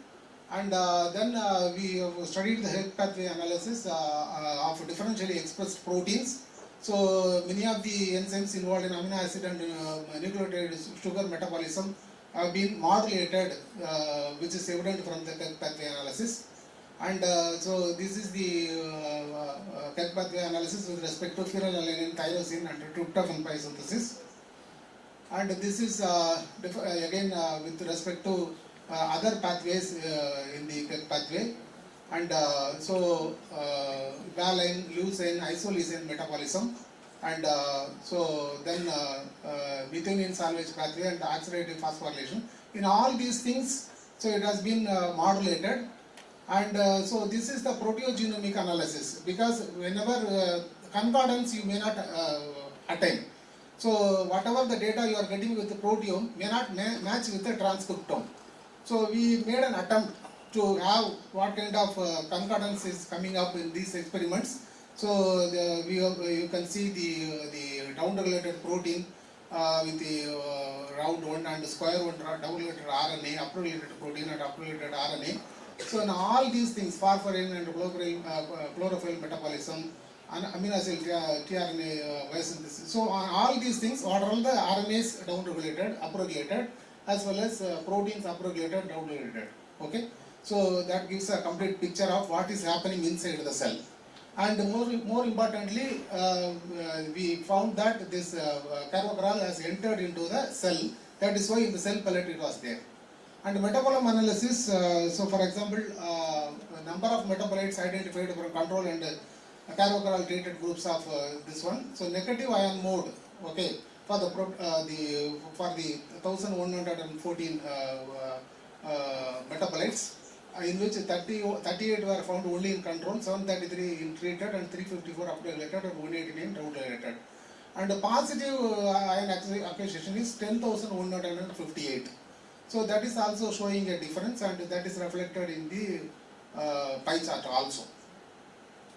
And we have studied the expression of metabolites in control and CR treated groups of aeruginosa, and we have normalized normalized data, and also we have done PC analysis, and you can see treated and the control clustering at two different places.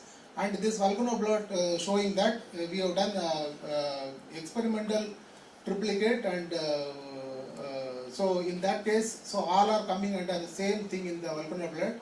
So that is also showing that our strategy for using triplicate is working fine. And so even here also in the in this dot plot also it is difference is there.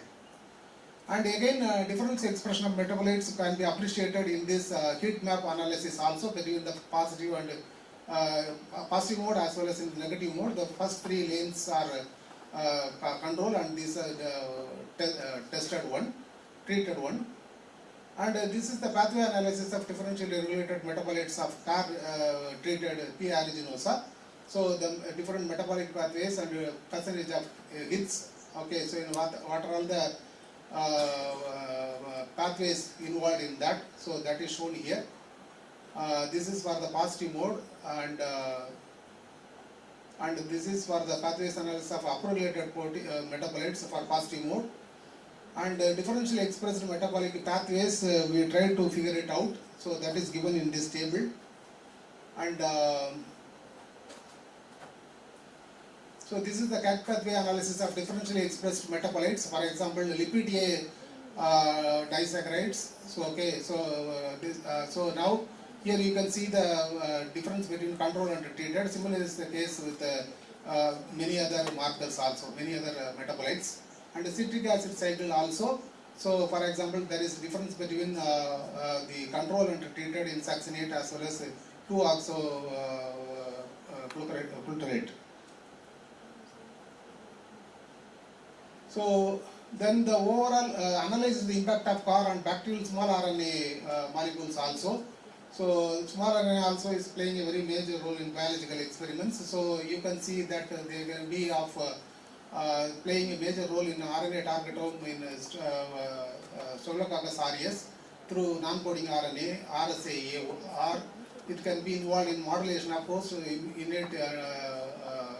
pathogen interaction, and then CRISPR-mediated RNA-based acquired immunity also, or intracellular survival of pathogens, or virulence factor production in the case of Listeria monocytogenes, or overexpression of dsRNA RNA and multi-drug efflux in E. coli. So this is the sRNA, so small RNA sequencing, and in which we have depleted the ribosomal RNA. Okay, and then this is the profile between the control and tRNA, and also this is the table showing the number of reads we have got with the Fred score, etc. So this is the data analysis we have done, for example, from raw data to functional analysis, target prediction using many different bioinformatic platforms. And this is the list of differentially expressed sRNAs in CAR-treated aeruginosa, and this is the overall summary of my talk. For example, RHLR or PQS is down-regulated, and then reactive oxygen species is down-regulated. That is evident from the, for example, down-regulation of catalase, superoxidative dismutase, and all those things. Similarly, RGSA, then RSMY is coming under two-component regulatory system. And then T3SS is very important for acute infection. So now biofilm formation, chronic infection, and all those things are getting modulated. So finally, so this is the flagella and fimbriae are very important for attachment to the host.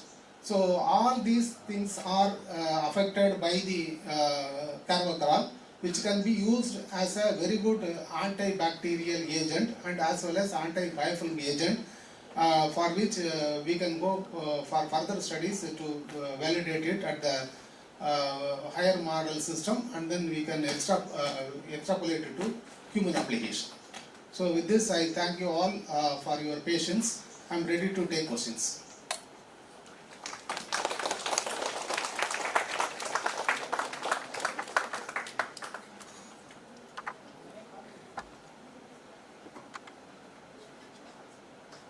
The session is open for discussion.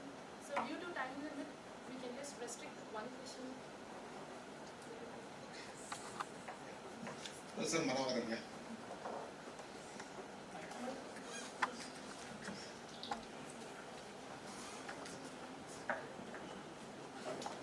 Professor Karthapandian, I have two general questions.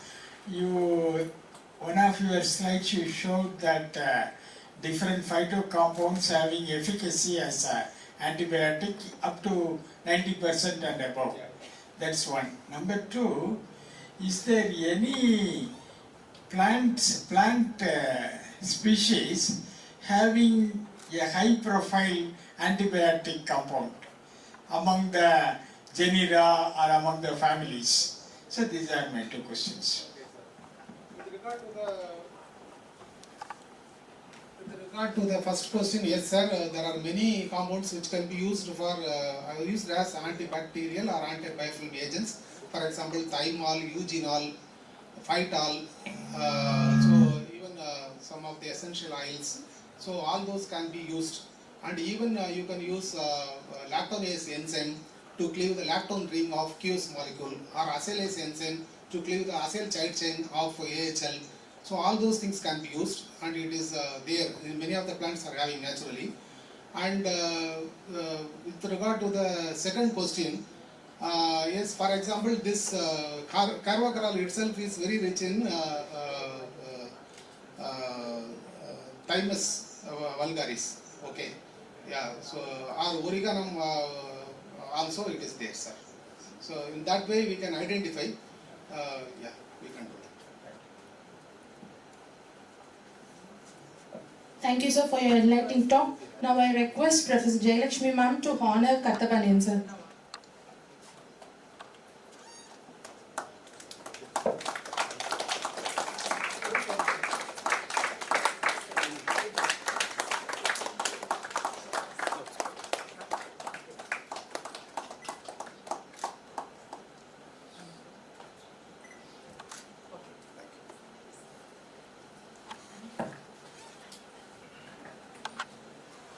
So now let's move to the next session. So it's my honor and pleasure to introduce my professor, Dr. K. Balamurugan sir. So he completed his MSc from Annamalai University, PhD from Banaras Hindu University, and his area of research focuses on host pathogen interactions using C. elegans as model organism, understanding innate immune regulations through functional genomics, proteomics and metabolomics, studying the multi-generational adaptation during bacterial infection through multi-omics study, and he is also a recipient of various awards. Some of the notable things are Tanza Award for 2020, he received a Senior Faculty Malviya Memorial Award from BRSA from in 2020, and he is a recipient of Biotech Society of India 2022 award.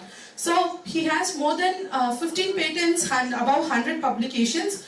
Currently he is serving as the Senior Professor and Head Department of Biotechnology, Aragappa University. Now I request our beloved Professor to give his talk on the topic Sonata Hybridis elegans, a powerful alternative model to study host pathogen interaction using omics approaches. Over to you, sir. Thank you, Dirka. And thanks to Professor Kamaraj and the team of faculty for having invited me over here. Can I have the slide?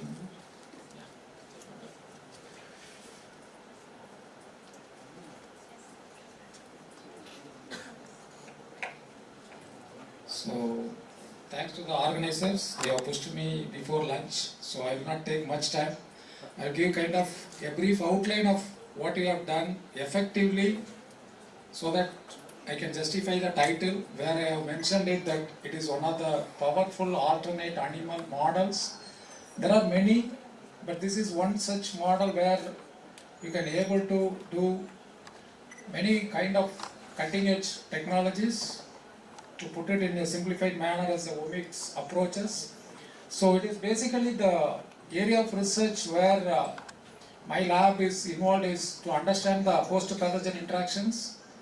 So for the students it is how smart this bacterial community or microbial community is able to sustain in the host system. So if you can able to understand by means of any models or any kind of technologies, then we will be better equipped with any future outbreak or kind of combating such kind of virulent communities. So this is the Alapa University picture, and this is the beautiful science campus. If you have visited, I mean, like, it's okay, otherwise you are welcome to visit, and there are like all the science department housed in this 8-story building where biotechnology occupied second and part of the third floor. Thanks to Professor S. Karthapandian, who has established a wonderful department, and I am running the, I mean, like, as a follower, I am continuing that. And coming back to the understanding my area of research, so we wanted to understand the biology of the host system, a eukaryotic system, how they are able to survive and accept the invading or the presence of trillions of microbial community, including bacteria, virus, or any kind of fungal or other things. But I am going to talk about only the bacterial populations, and I'll be biased in promoting the model system C. elegans, because that is the model system I have been using for the past 20 years or so. So it is a very, very simple and very interesting model system, and a couple of Nobel prizes were awarded for the scientists who have done wonderful findings using this model system, just to elicit ourselves that what we are doing, why we are doing, and what is our ultimate aim. So this is one such model where you can get a lot of boost. Okay. And this is the C. elegans networking information you can get. There is a very strong C. elegans community in worldwide where they share the information freely, and there are like the inner workings are similar to humans in the sense that it doesn't have the brain, but it has a limited number of neurons and the cells where one can monitor during the infection with the bacteria. That is what we explored. And remember, it is present in a soil where it can be able to survive the among the microbial community. It can select what it wants to eat, and it can reproduce, age, and then finish its lifestyle in 21 days. That is amazing, considering, I mean, like, we also survive in this world like that. We would want to have a healthy life, like couple of, I mean, like, when I entered, there was a speaker who commented on tried to define the healthy individual or the healthy parameter, okay.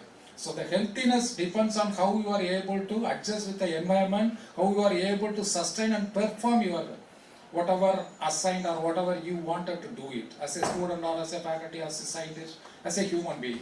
So C. elegans lives for like only 21 days, but it can be able to like survive very happily in the environment, and it has a highly conserved neuronal pathway, regulatory pathway. So it is a very good preclinical animal testing models, and this is the neurons which I mentioned in my introduction. It has a amphibate and plasmid neurons which pretty much selects that what it wants to interact with or what it wants to have as a food source. I mean, like, so there is a very good head neurons which has a polymodality nature where it can be able to understand the chemical cues which are attracted at a very low concentration, but when it crosses the optimal level, it becomes a lethal. So it can be able to differentiate. It has a chemosensory neurons, and which we explore it by having a microfluidic device where I can have the C. elegans in this chamber and I can be able to test it. So like assessment chamber, and I can infect or like interact with the drug candidates. I can make the C. elegans to run like a race in this channelized chamber where I can able to follow it very nicely. Okay. So if I put the infected one and the treated one here, I can make both worms to run and catch the food here, which I can place it. Otherwise, I mean, like they get attracted usually with the probiotic or the beneficial bacterial population. So how effectively we are used? So this model could be used for understanding the host-to-pathogen interactions, aging, wound healing, and I will be displaying quickly some couple of slides where we have used it. So I am available. Otherwise, during the lunchtime, you can interact because I don't want to spend too much of your lunch. I mean, like I don't want to stand in between you. So recently we are working with the sensory sciences. How? Because we wanted to develop a biological sensing device where C. elegans can differentiate good versus bad, ordered or like spoiled food material. Okay. So anti-aging studies have been established in my lab where by using C. elegans we have tested the anti-wrinkling formulation, and that is in the market with our industrial partner where it is in the market. So this is because remember this fluoxetine which has been used, which stimulates the serotonin level in the C. elegans have been in the market, and which is pharmacologically now recommended by the clinicians for rejuvenating many of the age-old people. And we developed a type 2 diabetes mellitus model in C. elegans, and we have both diabetes and obese associated model where we wanted to check many of these because this is a very good in vivo model system where one could test the active principles. And wound healing studies, so that is also now with our industrial partner is in the market because most of the wound healers are antibiotics. So there is a scar formation and there is regeneration of cells at the wound site. And C. elegans is a good model where we could be able to differentiate both the pathways, and that has been patented. And as I mentioned, the chemotactic behavior has been explored by Muthuparathi, where she reported that there are some metabolites which induces the C. elegans to get attracted and later turned out to be a lethal to that. So it has a sensory system which can be able to differentiate, which she has done it with the help of microfluidic device. And coming to my research very quickly, so unless and until our innate immune system is very alert, we end up in having a status called no infection. Otherwise, there will be a severe disease condition where we need a acquired immunity or the adapted immune system to help out with the survival. Okay. So this is the schematic picture where the microbial community can enter or interact with the human as well as with the C. elegans, just for catching your eye. And what we did some of the physiological studies to differentiate a similarly behaving microbial community, but the eukaryotic system responded differentially. So how they respond differentially is the presence of, this is one of the beautiful picture where you could see that the sensory behavior of C. elegans, where when it was introduced to the food, it never goes near to the virulent bacterium, which is here we have used Vibrio alginolyticus, and most of this pathogenic invading microbial community affects the reproduction, and we tested it where it affected the pharyngeal pumping and egg laying, and these are all some of the videos which showed that after the infection it gets affected, and this model could be used to understand the subsequent or polymicrobial infection where previously virulent one will make the host system to susceptible for the opportunistic pathogen. So for that also this could be used, and these are some of the supportive evidences. And of course when I made the statement that we have a molecular evidence that there are some genes which are involved in the vulvar development and egg laying got affected during the infection, and with the proteomics we matched, like Professor SKP mentioned, that it always good to compare your transcriptomic data with the proteomics data.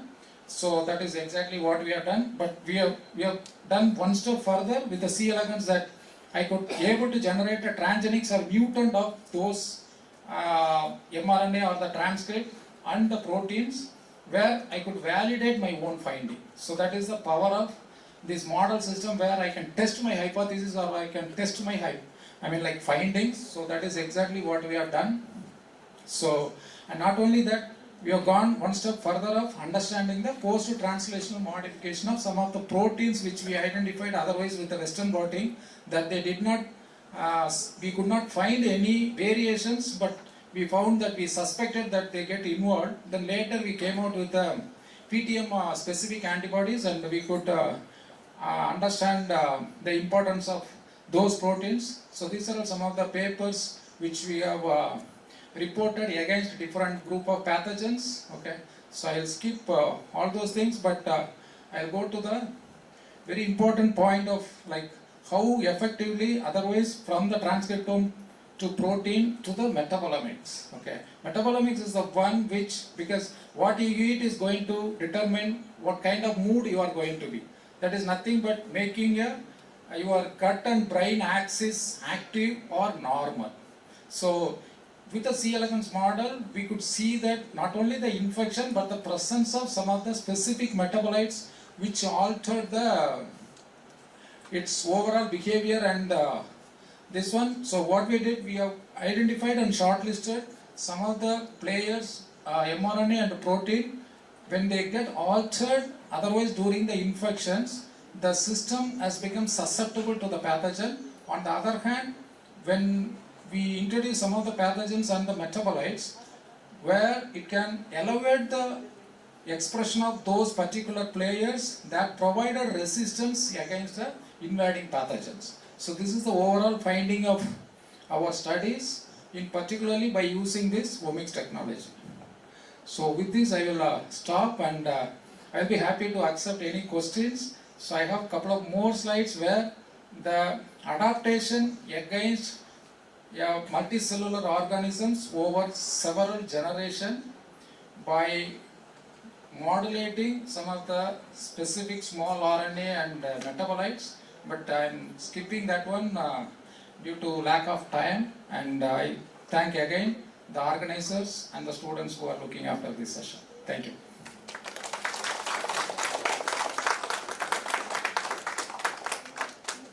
So probably I can accept one or two questions because I have finished my talk in time. It's not a big question, but just why you specifically took UVA?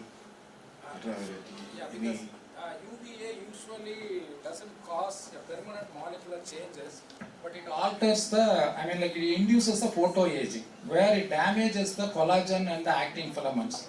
So by using the C. elegans, I could be able to see that how effectively I can induce the collagen, which will otherwise remove the wrinkle formation. Because the accumulation of dead collagen leads to the wrinkle formation that is in the higher system. So the question is whether with the active principle I can be able to remove the collagen, the damaged one, as well as induce the new collagen formation. So UVA is a mild way of inducing the photoaging. Otherwise, if it penetrates heavily, then that kills the animal or even human.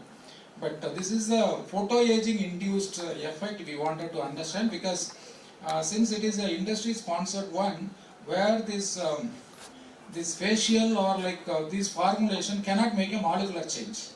So they are all temporal in nature. So we explored this model system to answer, and actually we tried for anti-aging, but end up in having the anti-photoaging impact. So that was fine.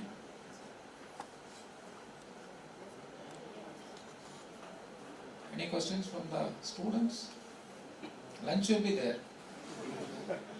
Unless until they thank me, I will be standing before you. Okay. Anyway, thank you again.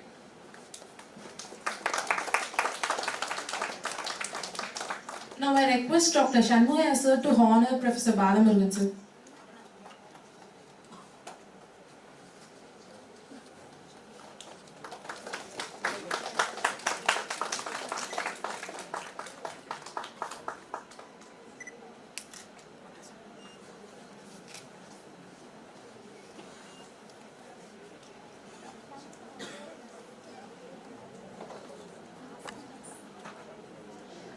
So from here we'll conclude with the morning session.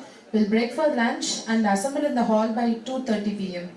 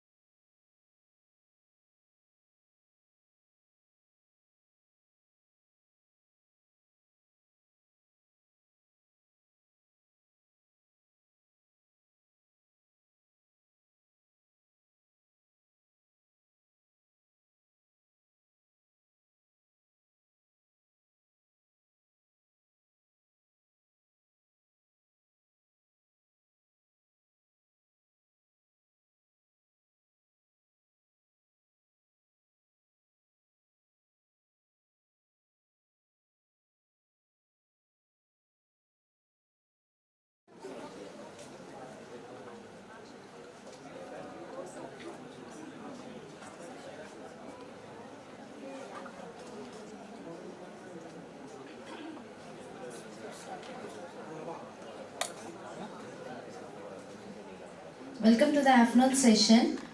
Now I would request Anisha Marina, Research Scholar, Department of Genetics, to introduce the speaker.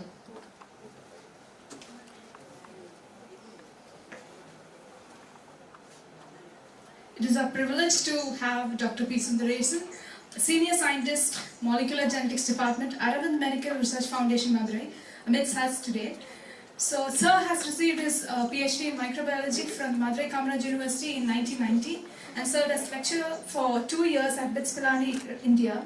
He then moved to the US and served as a postdoctoral fellow at the University of Pennsylvania, Philadelphia between the year 1993 to 1995 and Georgetown University School of Medicine, Washington, D.C.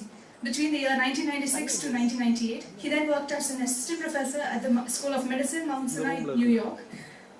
His team primarily focuses on understanding the molecular genetics and allied mechanisms of various ocular diseases by identifying and characterizing the candidate genes, their mutation spectrum, and other risk factors for early intervention. Sir has published more than 140 scientific papers in peer-reviewed national and international journals. And to his record, he has been awarded the Biotechnology Overseas Association and CREST Award from the Ministry of Science and Technology, DBT, Government of India. He has received 2 ICMR awards for biomedical research for scientists belonging to underprivileged communities for the year 2006 and for biomedical research conducted in underdeveloped areas for the year 2009, and also received the Tamil Nadu Scientist Award TANSA 2013 under the discipline Biological Sciences. In addition, he received Hari Home Ashram Olympic Research Award from the Medical Council of India for the year 2010 from the Honorable President of India at Rashtrapati Bhavan. So, we are happy to have you with us, sir. You have to minus this time, you know. You have to my time starts now. Okay, I think good afternoon. So please, my sincere request is the audience is very small in number. So another 25 minutes you have to be with me. Okay, please listen to me. If anybody, getting sleep, tell me. I will teach you some yoga to get rid of the sleep. Okay. Okay, so the title is A Journey in Molecular Ophthalmic Genetics. Okay, for the past 25 years, I am working in R&D hospital. We extensively worked. I will try to give you a glimpse. I can't able to explain everything, but I can give you what we are doing in the lab. Okay, next slide, please. Next slide. Okay, this is a omic era. This is a omic era. You can study genomics, proteomics, and everything, transcriptomics or metabolomics, epigenetics, everything. So once you study those things, what you can do, you can identify a biomarker or genetic marker. That is the ultimate thing, because we are working with eye diseases. So obviously we have to know what is the exact cause of the disease. Once you tell the patient, yes, this is the cause, whether the cause is going to inherit to the next generation or not. Okay. Ultimately, we would like to find out the biomarker for the eye diseases. That is the ultimate thing. Next slide. Okay, I think you already studied the eye structure in the 10th grade itself. You can divide the eye, anterior chamber and posterior chamber. Next slide. Okay, I think Kamaraj and what he mentioned, why not you teach some basic to the students? That's what he mentioned in the email. So I think I will touch upon 2 or 3 points here. So what is the central dogma, and where is the transcription taking place and translation taking place, and then if it is a true gene, it will produce the right protein. If the gene is mutated, obviously end with the wrong protein, that protein may be interact with other normal proteins, it will form a kind of matrix. So that is leading to the disease. Understand? That's what I put it here.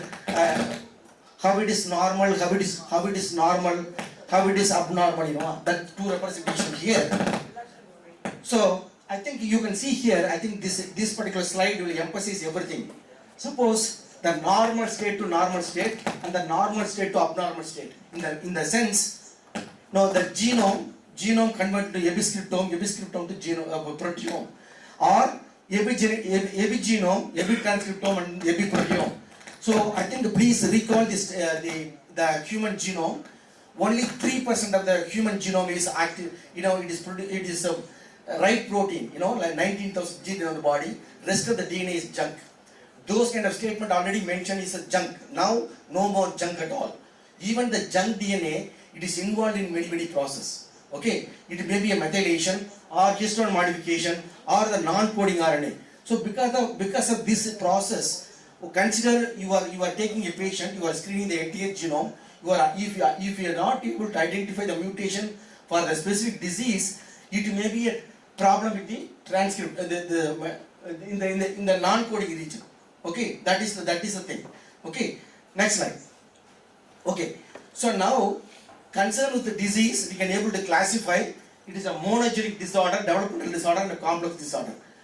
Okay, so you guys are very young, energetic, you may not have the disease, because once you get older, like 60 or 60, 75, some of the proteins expressed in the very late stage, they will end with the disease. Okay, based on that we can able to classify it as a monogenic, developmental, and complex. If it is a monogenic, it's a single gene, single disease. If it is a developmental one, the baby born with the disease. It means maybe the father and mother having the defective allele. So because of the inheritance, the baby may get the wrong gene. So that's what they will get this kind of disorders. But it's a complex. The complex in the sense, again there is environmental factors. So consider the UV radiation, the chemical exposure. So that will trigger the onset of the disease. Consider when you compare to the European and our population are getting at the age of 55 or 60 because of that environment is playing a major role. So here I think in Madurai, I think the temperature is very high that indirectly influence your genome that will start the disease. Got it? That is the complex disorder. So those things it will appear in the later part of life. Next slide. Okay, I think please recall your simple genetics. Whatever you are getting the characters, it may be a phenotypic character or the genotypic character, it is derived from the mother. Okay, so now I think these are the key points we are routinely doing. So you can compare who is normal, who is diseased, and then what is the genotype and phenotype correlation, and then you can go for a single gene, screening. You can target only one gene, or sometimes some disease more than 60 genes. You can target like a 60 genes, or you can target the entire genome. Okay, that is called target sequencing or whole exome sequencing or whole genome sequencing. That is depending upon your interest. So like that, ultimately, I don't have much time. Ultimately, what you are doing here, see here the personalized medicine.